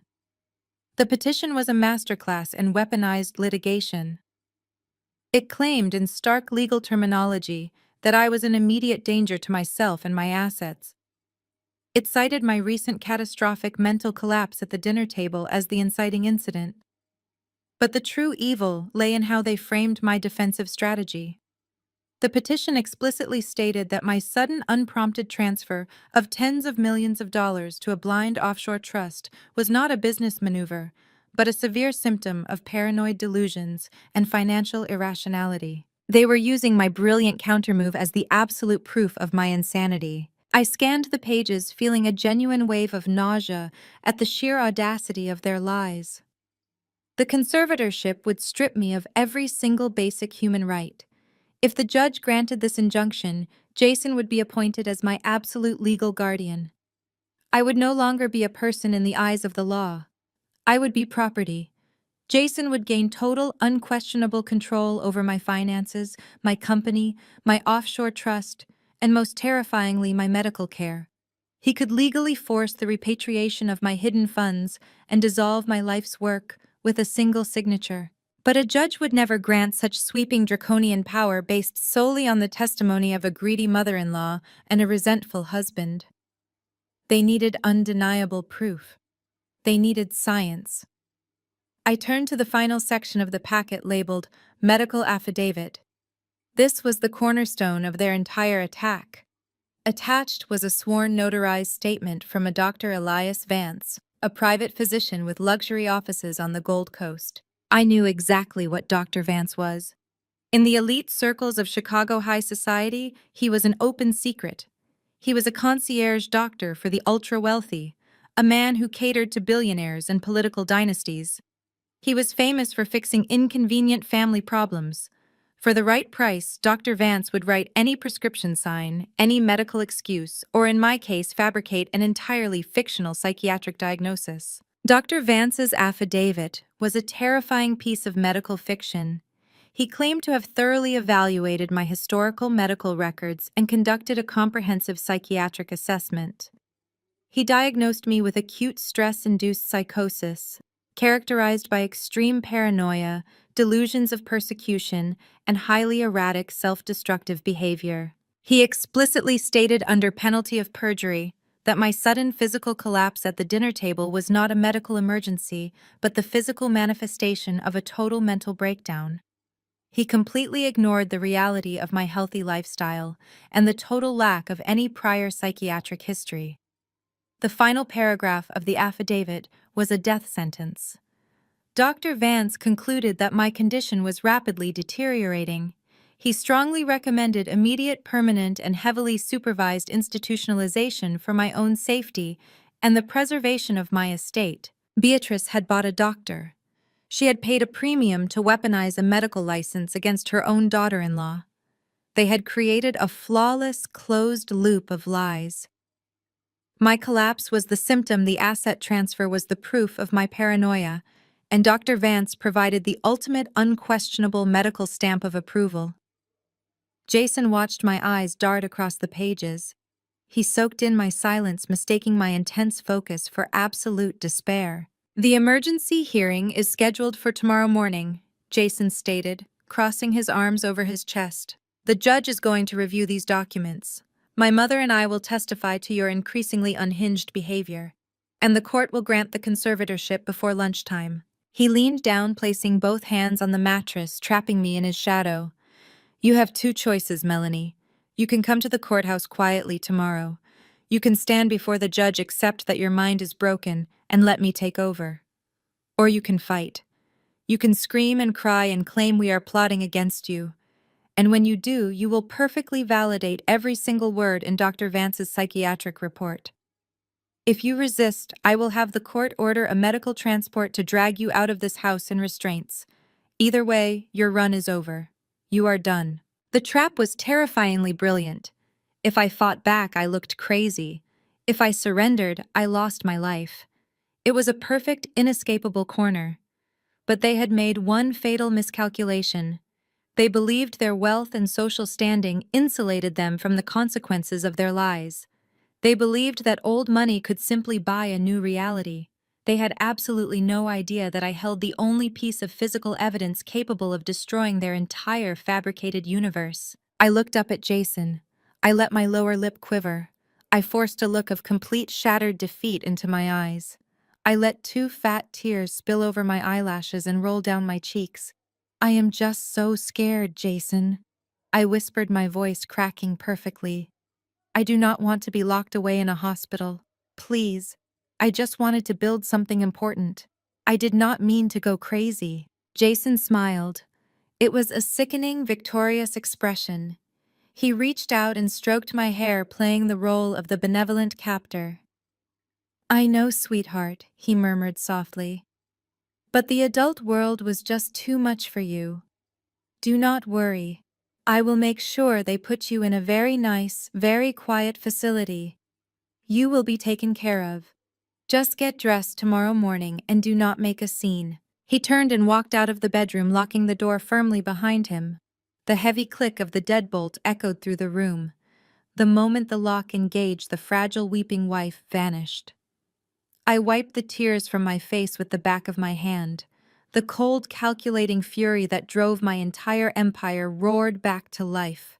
I threw the legal documents onto the floor. I moved swiftly to the air vent above the doorframe, reaching inside to retrieve my encrypted tablet. The situation had officially escalated to a battle for my freedom, and Harrison needed to know the enemy had launched their heaviest artillery. I opened the secure messaging portal and typed rapidly. "Vance affidavit filed. They are moving for the emergency conservatorship tomorrow morning. They are trying to lock me in a psychiatric facility." I stared at the screen, my heart pounding a steady, lethal rhythm against my ribs. 10 seconds later, the encrypted reply from my attorney appeared. "Let them present their entire case. Let them swear to every single lie under oath. We do not stop the hearing. We strike at the deposition. Do not break character. We are going to let them dig a hole so deep they will never see sunlight again." I locked the tablet and hid it away. I looked at the closed bedroom door, a slow, dangerous smile spreading across my face. Beatrice and Jason thought they had bought the perfect lie. They thought a corrupt doctor was their golden ticket to my fortune. They were completely unaware that tomorrow morning they were going to walk into a legal slaughterhouse, and I was going to gladly hold the door open for them. The morning sun barely pierced through the thick, overcast Chicago sky as Jason escorted me out of the house. He gripped my upper arm with a bruising force, practically dragging me toward the waiting luxury sedan. Beatrice was already seated in the back, wearing a somber charcoal suit that screamed conservative mourning. She did not even look at me when I slid into the leather seat beside her. She simply stared straight ahead, her jaw locked in a tight, victorious line. The drive downtown was entirely silent. They were treating me like a prisoner being transported to the executioner's block. I played my part to perfection. I kept my head bowed, my shoulders slumped, and my eyes fixed blankly on my own hands resting in my lap. I was the very picture of a broken, sedated woman who had completely surrendered to her fate. We arrived at the towering glass and steel structure of the downtown legal district. Jason practically pulled me from the vehicle, eager to get me inside before my supposed fragile mind could cause a public scene. We navigated through the metal detectors and the bustling marble corridors. We were not heading into an open courtroom. Because this was an emergency injunction hearing involving high net worth individuals and sensitive medical claims, the initial proceedings were being handled in a private windowless deposition room. It was a sterile, claustrophobic space designed to strip away comfort and force the unvarnished truth to the surface. It smelled faintly of lemon polish and expensive nervous sweat. My attorney Harrison was already seated at the long mahogany conference table. He looked up as we entered. His face was a masterful blank slate. He did not rush to comfort me or offer any signs of aggressive legal strategy. He simply gave me a slow, almost imperceptible nod. I took the heavy leather chair beside him. Jason and Beatrice took their seats on the opposite side of the table, flanked by their lead attorney, a bulldog of a man named Sterling, and a nervous-looking junior associate who was busy organizing towering stacks of fabricated evidence. The court reporter, a quiet woman with a stenography machine, sat at the head of the table, her fingers poised over the keys. The atmosphere in the room crackled with intense, barely contained hostility. Sterling cleared his throat, adjusting his silk tie, and initiated the formal proceedings. He laid out their objective with ruthless efficiency, officially entering Dr. Vance's fraudulent medical affidavit into the record. He painted a tragic, condescending picture of a highly ambitious but fundamentally unstable woman who had simply collapsed under the crushing weight of her own unnatural corporate aspirations. Beatrice was called as the first witness. The court reporter administered the oath. Beatrice placed her perfectly manicured hand on the Bible, swore to tell the whole truth, and immediately launched into a spectacular symphony of calculated perjury. She leaned toward the microphone resting in the center of the table.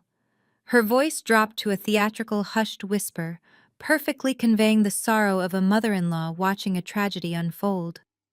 "It completely breaks my heart to have to say these things on the record," Beatrice testified, dabbing at her completely dry eyes with a monogrammed lace handkerchief. "I have always considered Melanie to be the daughter I never had.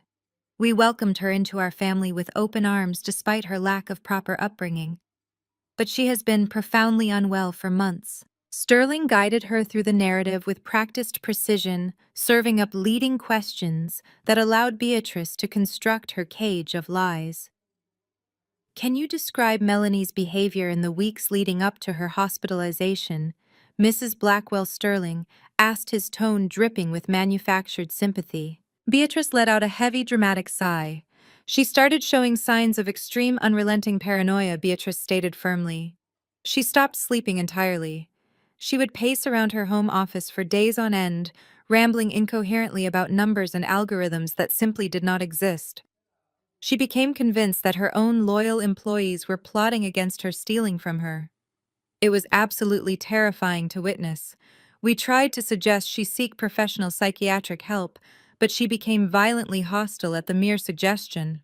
I sat perfectly still beside Harrison, my hands neatly folded in my lap. I did not object. I did not shake my head or show a single flash of anger. I maintained my vacant, medicated stare, secretly absorbing every single perjured word she spoke. She was checking every legal box required to declare a person mentally incompetent. Paranoia, hostility, erratic behavior, severe sleep deprivation. She was expertly building my legal coffin. And on the night of the 14th, the night of her physical collapse, what was her demeanor like before dinner? Sterling prompted, leaning forward to ensure the court reporter captured every detail. She was completely disconnected from reality. Beatrice testified, her voice taking on an edge of manufactured fear. She was aggressive and entirely unpredictable. She looked right at me and told me she was going to burn her entire company to the ground rather than let anyone else succeed. I genuinely feared for my son's physical safety. When she finally collapsed at the dining table, it was almost a relief. We realized her mind had simply snapped, and we finally had the opportunity to step in and save her from destroying herself. She looked across the table at me, her eyes filled with toxic, victorious malice. She believed she had won. She believed her social standing and her hired doctor made her completely immune to the consequences of perjury. Harrison sat silently beside me, his expensive pen moving rhythmically across his yellow legal pad. He did not object to a single statement. He just let her talk, allowing her to dig the hole deeper and deeper with every fabricated detail. When Sterling finally concluded his questioning, Beatrice leaned back in her chair, looking incredibly satisfied with her performance. The court reporter typed furiously, securing the lies into the permanent legal record. Next, it was Jason's turn. He took the oath with a solemn, heavy expression. He played the role of the devastated, fiercely loyal husband flawlessly. His performance was so incredibly convincing that it might have swayed a less astute observer. He looked at me across the mahogany table, his eyes shining with manufactured pity, and I felt a wave of profound disgust wash through my veins. Mr. Blackwell Sterling began adjusting his glasses. Can you describe your wife's mental state and her financial decisions in the days leading up to this emergency injunction? Jason let his shoulders drop, presenting the image of a man carrying the weight of the world. It has been an absolute nightmare, Jason said, letting his voice crack with perfectly timed emotion. Melanie is a brilliant woman. Nobody is denying what she managed to build. But the pressure of running that firm broke her completely. She stopped making sense. She started hoarding documents and hiding her computer. And then, without any logical business reason, she started transferring massive corporate assets. Sterling nodded encouragingly. Can you elaborate on these asset transfers for the record, Mr. Blackwell? She transferred tens of millions of dollars in proprietary source code and client data to a blind offshore account. Jason testified, his voice trembling with righteous indignation. She did not consult me. She did not consult her board of directors. She did not consult her chief operating officer. It was a severe manic episode. She was convinced the government was trying to seize her technology. I love my wife more than anything in this world, and I am only trying to protect her legacy. This conservatorship is the only way to ensure she does not completely destroy everything she has spent her entire life building. I need the legal authority to repatriate those stolen funds and secure her company before she causes irreparable harm to herself and her investors. He looked down at his hands, folding them tightly together. He was the perfect reluctant savior. I sat silently, my expression entirely unchanging. I watched the man I had married perjure himself without a single ounce of hesitation. He was not just trying to steal my company. He was trying to legally erase my autonomy. He was begging a judge to turn me into a helpless ward of the state, a prisoner in my own life, just so he could access the offshore accounts he knew he could not touch without my authorization. The deposition dragged on for nearly 3 grueling hours. Beatrice and Jason built their case meticulously. They relied on their generational wealth, their polished appearances, and Dr. Vance's fraudulent medical affidavit to lend absolute credence to their malicious lies. They painted me as a brilliant but dangerously fragile lunatic who needed to be locked away for her own good. They were so blinded by their own arrogance that they didn't notice the subtle shift in the room's energy. They didn't notice that Harrison had stopped writing on his legal pad. Mr. Harrison Sterling finally asked, a triumphant, condescending smirk playing on his lips as he gathered his neat stacks of paper. My clients have provided comprehensive testimony regarding the necessity of this emergency conservatorship. Do you have any questions for the witness before we conclude this session and present the transcripts to the judge for his ruling? Harrison stood up slowly. He took his time, buttoning his tailored suit jacket with deliberate, agonizing precision. His face was a mask of cold, terrifying professional detachment. He did not look like a man whose client was about to be committed to a psychiatric facility. He looked like an executioner who had just been handed the axe. I have just one question for Mr. Blackwell, Harrison said. His voice was not loud, but it cut through the stale air of the deposition room with lethal authority. Jason looked up, his expression guarded but still brimming with arrogant confidence. He shifted in his heavy leather chair, ready to deflect whatever minor legal technicality my lawyer was about to throw at him. Go ahead, Jason commanded. Ask your question. We are ready to wrap this up. Harrison leaned forward, resting both of his hands flat on the polished mahogany table. He locked eyes with my husband, his gaze completely unwavering and devoid of any mercy. The trap was fully loaded, the safety was off, and Jason was standing directly on the pressure plate. The entire room held its breath, completely unaware that the ground beneath them was about to give way. Mr. Blackwell, under penalty of perjury, did you or anyone acting on your behalf crush a heavy, non-prescribed sedative into your wife's wine on the evening of the 14th? The question hit the sterile deposition room with the concussive force of a physical explosion. The silence that instantly followed was absolute, thick, and suffocating. It was the kind of silence that rings in your ears. I watched the air completely leave Jason's lungs. His chest stopped moving. His eyes, previously locked on Harrison with arrogant defiance, widened by a fraction of an inch as the color drained entirely from his face. Beside him, Beatrice stiffened so violently that her spine snapped rigidly against the back of her leather chair. Jason tried to recover. He relied on the only defense mechanism he had ever known, his generational entitlement. He swallowed hard, his Adam's apple bobbing visibly above his silk tie, and forced a scoff. "That is an absolutely absurd and offensive question," Jason snapped, though his voice lacked its usual booming resonance. It sounded thin, reedy, and laced with a sudden, undeniable undercurrent of panic. "Absolutely not. My wife suffered a severe spontaneous psychiatric episode. That is a documented medical fact confirmed by a licensed physician. So you deny introducing any foreign intoxicating substance into her beverage?" Harrison pressed, his voice dropping to a deadly, uncompromising calm. "You state for the official legal record that you did not drug your wife." "I deny it completely," Jason stated firmly, sealing his fate with one final arrogant lie. Harrison did not blink. He did not smile or show a single ounce of triumph. He simply maintained his cold, predatory stare, slowly reaching down into his slim leather briefcase.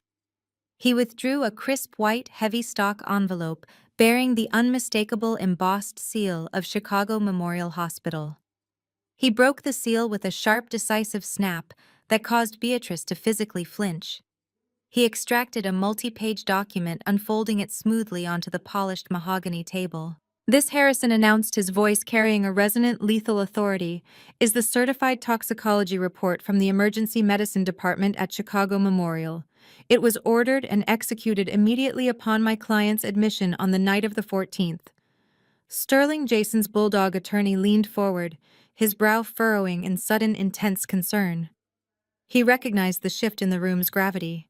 He recognized that opposing counsel was not bluffing. "The comprehensive screening," Harrison read aloud, his eyes tracking the text with surgical precision, "confirms the presence of a heavy, non-prescribed synthetic sedative in Mrs. Blackwell's bloodstream. Specifically, it identifies a massive dose of a fast-acting benzodiazepine consistent with the pharmacological profile of a profound, rapid-onset chemical tranquilizer." Harrison looked up from the paper, locking his gaze directly onto Jason's pale, sweating face. Furthermore, the attending toxicologist confirms the absolute absence of any underlying physiological condition, chemical imbalance, or organic substance consistent with a spontaneous psychiatric event. "She did not have a mental breakdown, Mr. Blackwell. She was poisoned." The reaction was instantaneous and devastating. Jason stared at the medical document as if it were a live grenade placed directly in his lap. The arrogant sneer vanished entirely, replaced by a look of sheer, unadulterated terror. He looked at his mother silently, begging her to fix it, to use her wealth and influence to make the damning paper disappear. But Beatrice was paralyzed. Her hand flew to her mouth, her manicured nails digging painfully deep into her own cheek. Her eyes were wide with pure horror as her meticulously constructed high society illusion shattered into a million irreparable pieces. In the back row of the deposition room, the hired medical mercenary Dr. Elias Vance suddenly shot up from his chair. The sudden movement drew every eye in the room. His face was slick with a heavy, nervous sweat. He looked at the toxicology report in Harrison's hand, then looked at the court reporter who was furiously typing every single word into the permanent legal record. Dr. Vance realized in a fraction of a second that his lucrative career catering to the corrupt elite was over. He realized he had just committed extreme medical malpractice and submitted a fraudulent perjured affidavit to a federal judge. "I need to consult with my counsel." Dr. Vance stammered, his voice trembling so violently he could barely form the words. He did not wait for permission or acknowledgement from the judge's clerk. He grabbed his briefcase, practically sprinting for the heavy wooden door, desperate to distance himself from the impending criminal wreckage. The slam of the door behind him echoed like a final verdict. Sterling scrambled to pull the toxicology report across the table, his confident, aggressive demeanor evaporating instantly. As his eyes rapidly scanned the official medical seals and the undeniable chemical data, his face turned the color of ash. He looked at Jason with an expression of profound, unfiltered disgust. Sterling was a ruthless corporate lawyer, but he was not a fool. He realized with horrifying clarity that his wealthy clients had just used his law firm to file fraudulent documents, and that they had just committed blatant, easily provable perjury right in front of him. Harrison did not give them a single moment to breathe. He reached back into his briefcase and pulled out a sleek silver USB drive, placing it deliberately next to the toxicology report. Furthermore, Harrison stated, cutting through the panicked murmuring of the opposing counsel, "We have legally secured and authenticated the complete, unedited security footage from my client's private residence. The audiovisual data on this drive explicitly contradicts every single statement made by the petitioners today regarding Mrs. Blackwell's behavior leading up to her hospitalization. It also provides clear, irrefutable visual evidence regarding the origin of the sedative found in her bloodstream." Beatrice shot up from her chair, her composure completely annihilated. Her chair tipped backward, crashing loudly against the wall. "This is a trick," Beatrice shrieked, her voice echoing shrilly off the sterile walls, her aristocratic refinement entirely replaced by cornered desperation. "That report is a complete fabrication. That video is fake. She set us up. She manipulated the hospital." "The hospital administration and their chief of toxicology are prepared to testify under oath to the document's absolute authenticity," Harrison replied calmly, utterly unbothered by her hysterical outburst. "As are the paramedics who transported her and the laboratory technicians who processed her blood work. We request an immediate emergency recess." Sterling barked, his voice tight and panicked. He aggressively shoved his legal pads into his briefcase, refusing to look at Jason or Beatrice. He needed to get his clients out of that room before they confessed to any more felonies on the official record. The judge, who had been monitoring the deposition proceedings via a secure remote video feed, unmuted his microphone. The large monitor on the wall flickered to life, showing the judge sitting in his chambers. His expression was incredibly grave, his jaw set in a hard, disapproving line. He had read the newly submitted toxicology report and grasped the staggering contradiction it presented to the sworn testimonies he had just listened to. However, the legal system moves with a deliberate, frustratingly cautious momentum, adhering to strict procedural protocols regardless of the explosive nature of new evidence. Given the extreme severity of the allegations brought forth by the defense and the highly concerning nature of the newly presented medical and digital evidence, the judge stated, his voice booming heavily through the deposition room speakers, "I cannot in good conscience rule on the emergency temporary conservatorship today." Beatrice let out a sharp, desperate gasp of relief. She mistakenly believed a delay was a victory. She thought her money still had power. "I am therefore delaying the final ruling on the injunction until Monday morning at 9 o'clock, the judge continued. "Both parties are strictly instructed to submit all further evidentiary documentation, including the security footage referenced by Mr. Harrison, to my chambers by Friday afternoon for comprehensive review. This deposition is officially adjourned." The monitor went black. The delay was legally standard, but I could see the immediate visceral effect it had on my enemies. The damage was undeniable. The immaculate facade had cracked wide open. Beatrice and Jason had walked into the room as benevolent, concerned family members trying to save a troubled woman. They were walking out exposed as greedy, calculating predators and potential violent felons. Sterling did not say a word to them. He simply grabbed his briefcase and marched out of the room, leaving his junior associate to hastily gather the remaining files. Jason and Beatrice hurried after their lawyers, scrambling to contain the catastrophic fallout. Their arrogant, confident strides were completely gone, replaced by a frantic, panicked retreat. They looked like rats fleeing a sinking ship. I remained seated at the mahogany table, my hands still neatly folded in my lap. I watched the door close behind them, feeling a cold, profound sense of satisfaction settling deep into my bones. The battle was not entirely over, but the tide of the war had irrevocably turned. Beatrice and Jason thought the judge's delay gave them a lifeline. They thought they had the weekend to leverage their social connections, to spin a new narrative, to somehow bury the toxicology report and bribe their way out of the impending disaster. They thought they still held the upper hand because they believed they still controlled my company. They had absolutely no idea that they had merely stepped off a sinking ship and directly onto a live landmine. Monday was coming, and with it the absolute inescapable destruction of their entire world. But first they had to survive Friday. They had planned their massive, luxurious rebranding gala for Friday night, intending to use the event to publicly humiliate me and cement their theft in front of Chicago's elite. The judge's delay meant they would proceed with the party desperate to project strength and secure public opinion before the court could officially rule against them. I turned to Harrison, who was quietly packing his files away. I offered him a small, razor-sharp smile. "They are going to throw their party," I said softly. "They are going to stand on a stage and try to convince the world that they won." "Let them," Harrison replied, clicking his briefcase shut.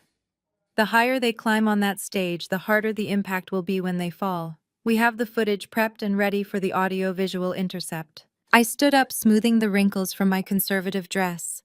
They believed they could erase me.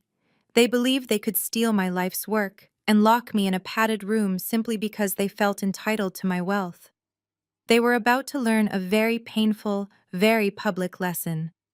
You cannot erase a woman who holds all the cards, especially when she is the one dealing the deck. The judge's decision to delay the ruling until Monday gave Beatrice and Jason exactly what they craved most: a false sense of absolute invincibility. In their arrogant minds, a delay was as good as a victory. They believed their expensive lawyers would somehow bury the toxicology report over the weekend. They believed their old money status made them immune to the consequences of perjury. And most dangerously, they believed they still had 48 hours to completely rewrite the public narrative. They wanted to seal their victory in the court of public opinion before the actual court could weigh in on Monday morning.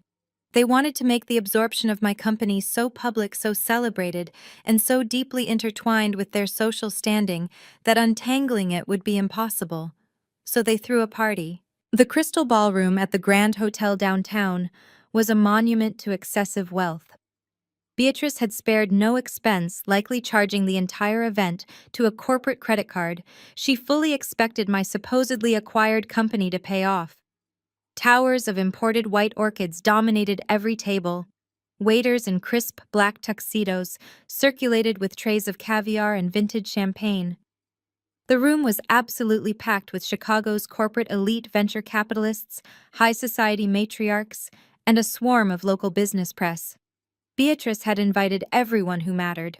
She wanted a massive, undeniable audience for her crowning achievement. I arrived precisely an hour after the doors opened. I did not sneak through a back entrance or hide in the kitchens. I simply walked through the main double doors, cloaked in the sheer arrogance of the crowd. I wore a tailored floor-length emerald gown with sharp architectural shoulders. It was a dress designed for war. I slipped into the shadowed alcove near the massive projector screens, a glass of sparkling water in my hand, and watched the Blackwell family perform their twisted play. Courtney was the first one I spotted. She was holding court near a towering ice sculpture of the new company logo, laughing shrilly at a joke made by a junior banking executive. My stolen diamond tennis necklace sparkled violently against her collarbone. My rose gold Cartier watch weighed down her wrist.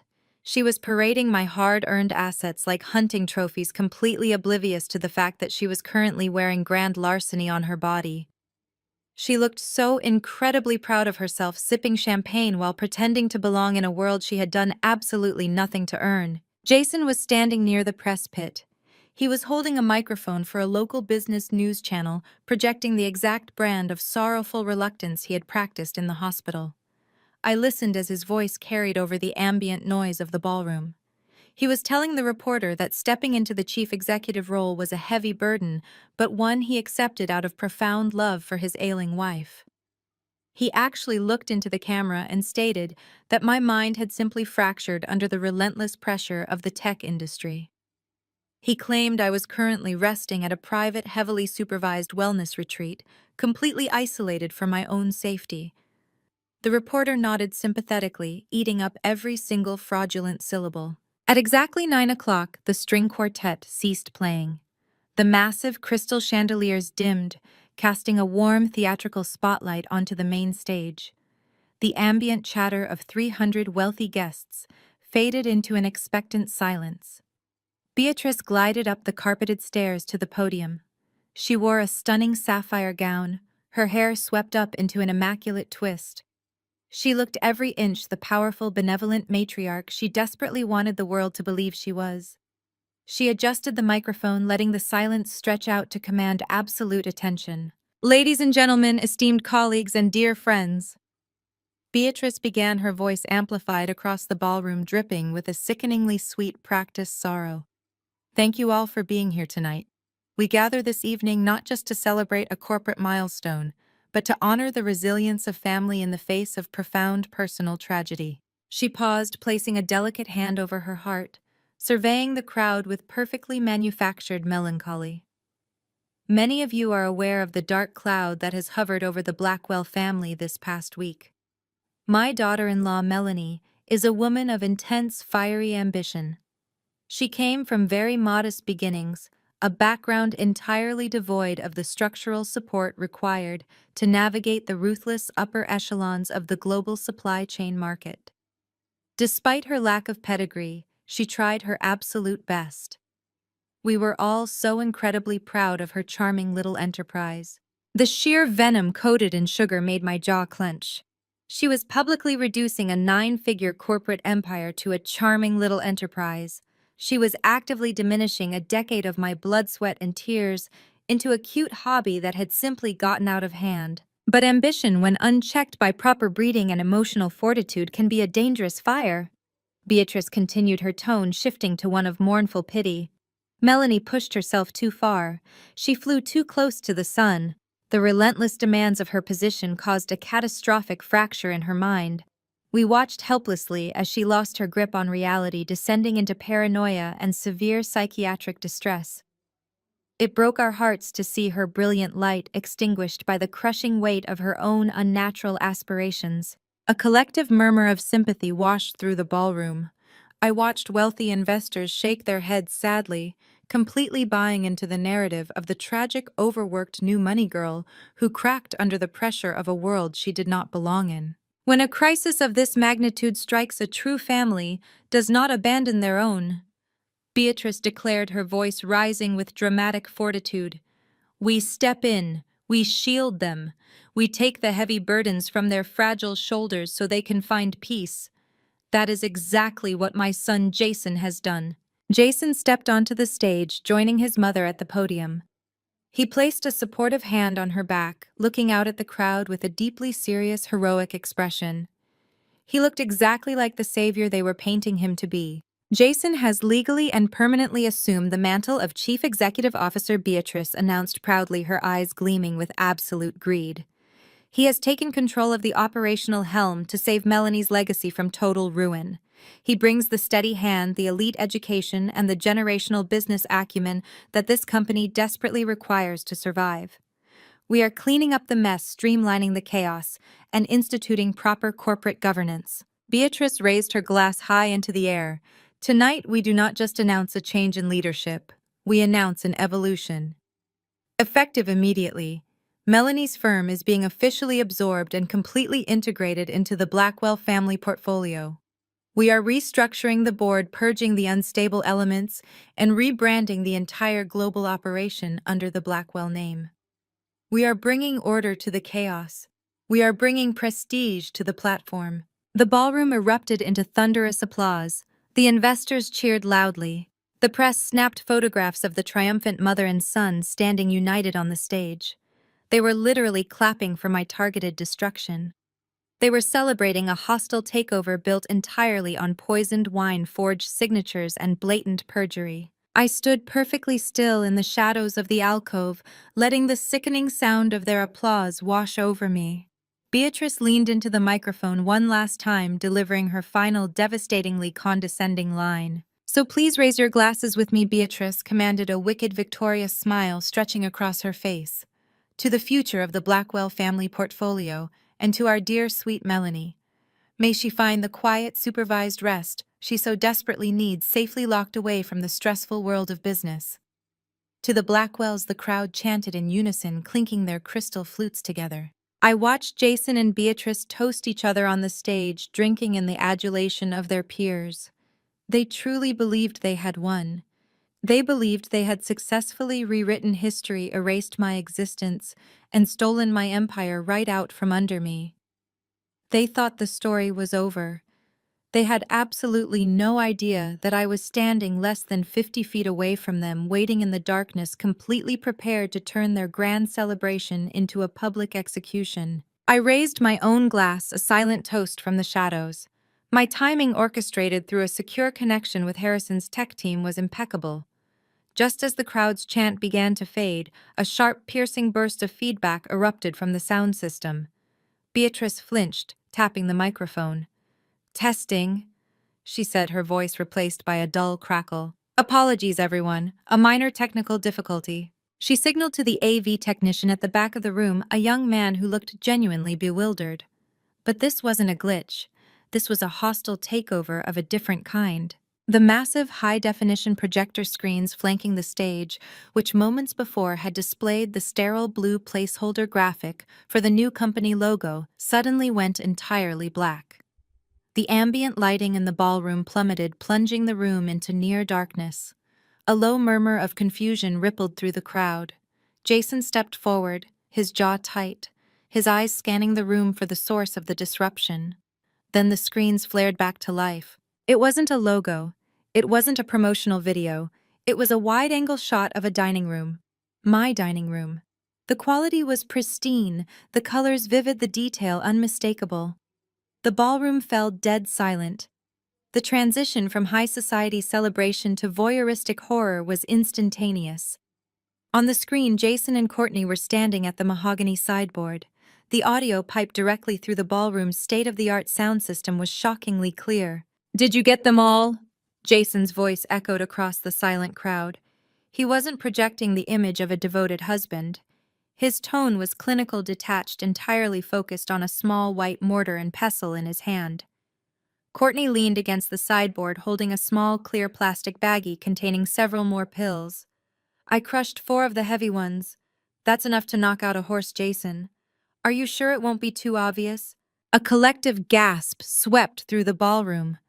The investors, the socialites, the press. Everyone stared at the massive screens, paralyzed by the sheer audacity of the crime unfolding before them. "It won't matter," Jason replied, his voice cold and calculating. "We tell the paramedics she had a breakdown. We tell them she's been erratic. With her background, no one will question a stress-induced collapse." He scraped a fine white powder from the mortar into a crystal wine glass.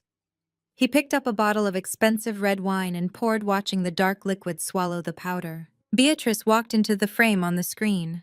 She was wearing the exact same sapphire necklace she had worn to the deposition. She approached the sideboard, her face set in a hard, uncompromising glare. The benevolent matriarch was gone, replaced by a ruthless conspirator. "Are you sure she took it?" Beatrice asked, her voice sharp, demanding. "Relax, mother." Courtney laughed, a cruel, discordant sound that filled the ballroom. "She's going to drink it. She always drinks exactly what Jason pours her. By tomorrow morning, everything will be ours." Beatrice examined the wine glass, her eyes narrowing. "Make sure she drinks all of it before we bring out the papers. I don't want any hesitation when she signs the power of attorney. She needs to be completely incapacitated but capable of holding a pen." The video paused, freezing on Beatrice's face, her expression a mask of pure, unadulterated malice. The silence in the ballroom was profound. It wasn't the silence of anticipation. It was the silence of absolute shock. of a collective realization that they were witnessing a felony. Beatrice stood frozen on the stage, the dead microphone still clutched in her hand. The color had drained completely from her face, leaving her looking like a wax figure. Her mouth opened and closed, but no sound came out. She was trapped in the spotlight, her carefully constructed narrative annihilated in less than 60 seconds. Jason stumbled backward, his arrogant posture dissolving into a crouch of sheer terror. He looked around wildly, his eyes darting toward the exit, searching for an escape route that didn't exist. He looked at the massive screens at his own face, his own hands preparing the poisoned drink. He looked at the crowd, seeing the horror and revulsion etched on the faces of the people he had just tried to impress. Courtney, who had been standing near the ice sculpture, let out a sharp, piercing shriek. She threw her hands over her face, inadvertently knocking her champagne flute to the ground. The glass shattered, the sound ringing out like a gunshot in the silent room. The murmurs began, a low, rising tide of condemnation. The investors who had just applauded the takeover were now shaking their heads in disgust. The socialites who had pitied the fragile daughter-in-law were now glaring at the Blackwells with unfiltered contempt. The press, initially invited to document a triumph, were now furiously typing notes capturing the implosion of a Chicago dynasty. "This is a fabrication," Beatrice suddenly screamed, her voice cracking, her aristocratic composure completely destroyed. She pointed a trembling finger at the screens. "That is not real. Someone has altered that footage. It's a deepfake. It's a lie." Her denial was desperate, pathetic, and utterly unconvincing. The footage was too raw, too detailed, too perfectly aligned with the reality they had tried so hard to conceal. I stepped out from the shadows of the alcove. The emerald gown caught the light as I moved, projecting an aura of power and undeniable presence. The crowd parted for me instinctively, their eyes wide with disbelief and a newfound respect. I wasn't the broken, sedated victim they had been told about. I was the architect of their destruction, and I was walking straight toward the stage. I ascended the short flight of stairs, my heels clicking rhythmically against the polished wood. I didn't rush. I moved with the deliberate, unhurried pace of an apex predator closing in on its prey. I approached Beatrice, who shrank back, her eyes wide with terror. I didn't shout. I didn't raise my voice. I simply reached out and took the dead microphone from her trembling hand. She surrendered it without a fight, completely defeated. I tapped the microphone twice. The sound system, magically restored by Harrison's team, hummed to life. The sharp taps echoed through the ballroom, commanding absolute silence. I turned to face the crowd, letting my gaze sweep over the sea of stunned faces. I looked at the investors, the press, the high society elites who had gathered to witness my execution. "Good evening," I said, my voice calm, resonant, and entirely in control. I apologize for the dramatic interruption, but I felt it was crucial to clarify a few discrepancies in the narrative you've just heard. I paused, letting the weight of my words settle over the room. "As you can clearly see, I am perfectly well. My fragile constitution was in fact a chemically induced state orchestrated by the very people standing on this stage." A wave of shocked whispers rippled through the crowd. I raised a hand, silencing them instantly. "But the poisoning is merely the prologue to the main event," I continued, my voice steady, relentless. "The real deception lies in the corporate transition you just applauded." I turned my gaze directly toward Jason. He was visibly trembling now. A fine sheen of cold, panicked sweat coated his forehead, catching the glare of the stage lights. He looked exactly like a man standing on a trapdoor waiting for the lever to be pulled. I did not keep him waiting. "The company you believe Jason assumed control of 3 days ago simply does not exist anymore," I stated, speaking clearly into the microphone so every single investor and reporter could hear the absolute truth. "I legally dissolved the primary operations of my supply chain analytics firm before he even walked into my corporate headquarters on Monday morning. The proprietary algorithms, the Tier 1 client data, and the massive operational capital were all legally and permanently transferred to an offshore holding trust that I completely control." A collective gasp echoed through the crystal ballroom. The venture capitalists who had just toasted Jason's business acumen were now staring at him with undisguised horror. Phones were already being pulled from tuxedo pockets as investors scrambled to distance themselves. I took a deliberate step closer to my husband. The business you seized using that forged power of attorney was a decoy. It was a secondary liabilities shell corporation that I specifically designed for this exact scenario. I filled that hollow shell with $5 million in highly toxic, completely unpayable corporate debt. It is a financial black hole. Jason shook his head violently, his perfectly styled hair falling out of place. No, no, that is not true. I saw the dashboard. I saw the revenue rolling in. I checked the Treasury portal myself. You saw a training simulation, Jason, I replied, keeping my voice perfectly level and devastatingly cold. You saw a sandbox environment filled entirely with fabricated data. It was a digital mirage designed to keep you occupied while my legal team finalized the trap. And you walked right into it with your eyes wide open. When you took that forged document to the bank, when you legally claimed executive ownership of that specific corporate entity to steal my wealth, you inadvertently claimed all of its liabilities. By signing that paper and asserting your authority as acting CEO of the shell company, you and your mother legally assumed every single cent of that $5 million debt. You are personally, inextricably liable for it. Beatrice let out a guttural, choked scream. She lunged forward as if she wanted to physically attack me, but her legs completely gave out beneath her.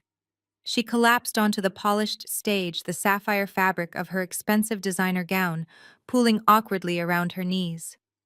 She grasped at the hem of my emerald dress, weeping wildly, her high society composure utterly annihilated. You ruined us, Beatrice wailed, her voice cracking under the weight of her sudden poverty. You planned this to destroy our family. You set us up to be slaughtered. You destroyed yourselves, Beatrice, I said, looking down at her without a single ounce of pity. You decided my life was worth less than my bank account. You drugged me in my own home. You conspired to lock me in a psychiatric ward for the rest of my life so you could wear my jewelry to your country club luncheons.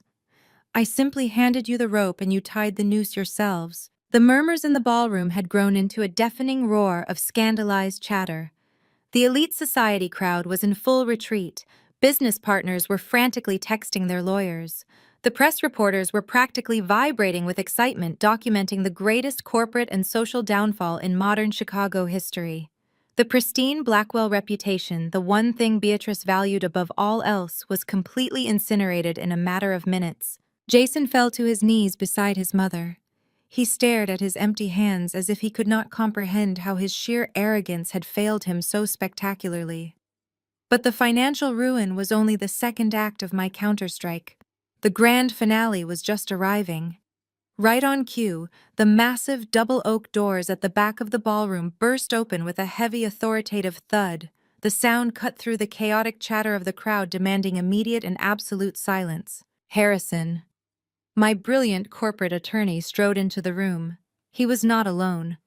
Flanking him were 6 uniformed Chicago police officers and 2 plainclothes detectives. Harrison carried a thick, heavily bound leather folder. It was the complete fraud dossier we had meticulously compiled over the weekend, containing every piece of irrefutable evidence. The officers marched straight down the center aisle of the ballroom. The sea of wealthy guests parted instantly, giving them a wide berth. Nobody wanted to be standing too close to the blast radius of this arrest. The lead detective, a tall man with a no-nonsense expression, climbed the steps to the stage. He did not look at the crowd. He looked directly at the 3 crumbling figures of the Blackwell family. Jason Blackwell, Beatrice Blackwell, and Courtney Blackwell. The detective announced, his voice booming with undeniable legal authority. Courtney, who had been cowering near the shattered remains of her champagne glass at the back of the stage, let out a piercing shriek as 2 officers approached her. She tried to back away, but there was nowhere left to run. You are all under arrest, the detective continued, pulling a pair of heavy steel handcuffs from his tactical belt. The charges against you include aggravated assault with a controlled substance forgery, of illegal document, criminal conspiracy, and felony corporate fraud. No, you cannot do this to us. We are the Blackwells, Jason screamed, struggling frantically as a burly officer grabbed his arms and forced them behind his back. Do you know who my family is? Do you know who you are dealing with? Let me go. The detective was completely unmoved by the display of entitlement. You have the right to remain silent, he recited coldly, securing the handcuffs around Jason's wrists with a sharp metallic click. Anything you say can and will be used against you in a court of law. Beatrice was practically hyperventilating as a female officer hauled her up from the floor. The elegant matriarch was weeping hysterically, her perfect hair disheveled, her expensive makeup running down her face in dark, humiliating streaks. She looked desperately out into the crowd, searching for a friendly face, pleading for someone to intervene on her behalf. But her high society friends just stared back with cold, unforgiving judgment. The people she had spent her entire life trying to impress were now treating her like a diseased animal. Courtney fought against the officers securing her wrists. Wait, please, I did not do anything wrong. It was all my mother's idea. She made me do it. Courtney sobbed instantly, turning on the woman who had orchestrated the entire heist. As an officer secured Courtney's handcuffs, another detective stepped forward. He reached out and unclasped the rose gold Cartier watch from Courtney's wrist. Then he unfastened the diamond tennis necklace from her throat. He placed the luxury items carefully into a clear plastic evidence bag. These items are documented stolen property belonging to Mrs. Melanie Blackwell, the detective stated flatly. They will be logged as physical evidence of grand larceny. Courtney wailed as the diamonds were taken away, crying much harder over the loss of the stolen jewelry than the loss of her personal freedom. I stood at the edge of the stage watching the spectacle unfold with absolute, unbothered serenity. The police officers marched Jason, Beatrice, and Courtney down the center aisle of the ballroom. They paraded them right through the middle of their elite social circle. The press cameras flashed relentlessly, illuminating their tear-stained faces and capturing every second of their humiliating perp walk. The Blackwells were leaving their own rebranding celebration in handcuffs, their lives completely and irrevocably destroyed. Harrison stepped onto the stage and walked over to me. He offered a slight, deeply respectful nod. The offshore transfers are fully settled, Melanie. The $5 million debt has been legally and permanently assigned to Jason's entity. Furthermore, the conservatorship petition has been thrown out by the judge, and Dr. Vance has already surrendered his medical license to avoid immediate jail time for perjury. It is finished. You won everything. I looked out at the massive ballroom. The police had cleared the doors, taking the toxic remnants of my marital family with them into the cold night. The remaining guests stood in stunned, breathless silence. They were looking at me not as the fragile, uncultured girl who had married into their privileged world, but as a terrifyingly competent titan who had just executed a flawless, ruthless victory. I turned to a nearby catering waiter who was standing frozen like a statue near the edge of the stage. He was holding a silver tray with a single untouched glass of champagne. I reached out and took the crystal flute. I held it up to the harsh stage light, inspecting the bubbling liquid. There was no white powder settling at the bottom. There was no betrayal hidden in the glass. It was just pure, unadulterated victory. I turned back to the crowd. I raised the glass high into the air, a final commanding gesture that demanded their absolute respect. To true independence, I said, my voice carrying clearly and confidently through the silent room. I took a long, satisfying sip of the crisp champagne. It tasted like absolute freedom. I handed the empty glass back to the stunned waiter, smoothed the elegant lines of my emerald gown, and walked gracefully down the steps of the stage. I walked straight down the center aisle, my head held high, my posture radiating absolute power and unshakable confidence. The crowd parted for me once again, offering me a path paved with newfound reverence and fear. I walked out the heavy double doors of the ballroom and into the crisp, clean Chicago night. I was leaving behind a dead marriage and a family of greedy predators. I was walking forward as a wealthy, fiercely independent, and completely untouchable woman. The empire was entirely mine, and I had never felt more alive. If there is one profound lesson I have learned from watching my marriage and my in-laws' pristine reputation burn to the ground, it is this: never ignore your intuition and never apologize for protecting what you have built. As women, especially self-made women, we are often conditioned to be accommodating. We are taught to shrink our ambitions to make others feel comfortable and to trust blindly in the name of family. Jason and Beatrice relied entirely on that societal expectation. They genuinely believed that my lack of generational wealth made me naive and easy target for their old money entitlement. But loyalty is not guaranteed by a marriage certificate, and trust should never mean leaving your life's work unguarded. True empowerment means hoping for the best, but meticulously preparing for the worst. Securing your assets, keeping emergency documentation, and retaining a brilliant attorney are not signs of paranoia.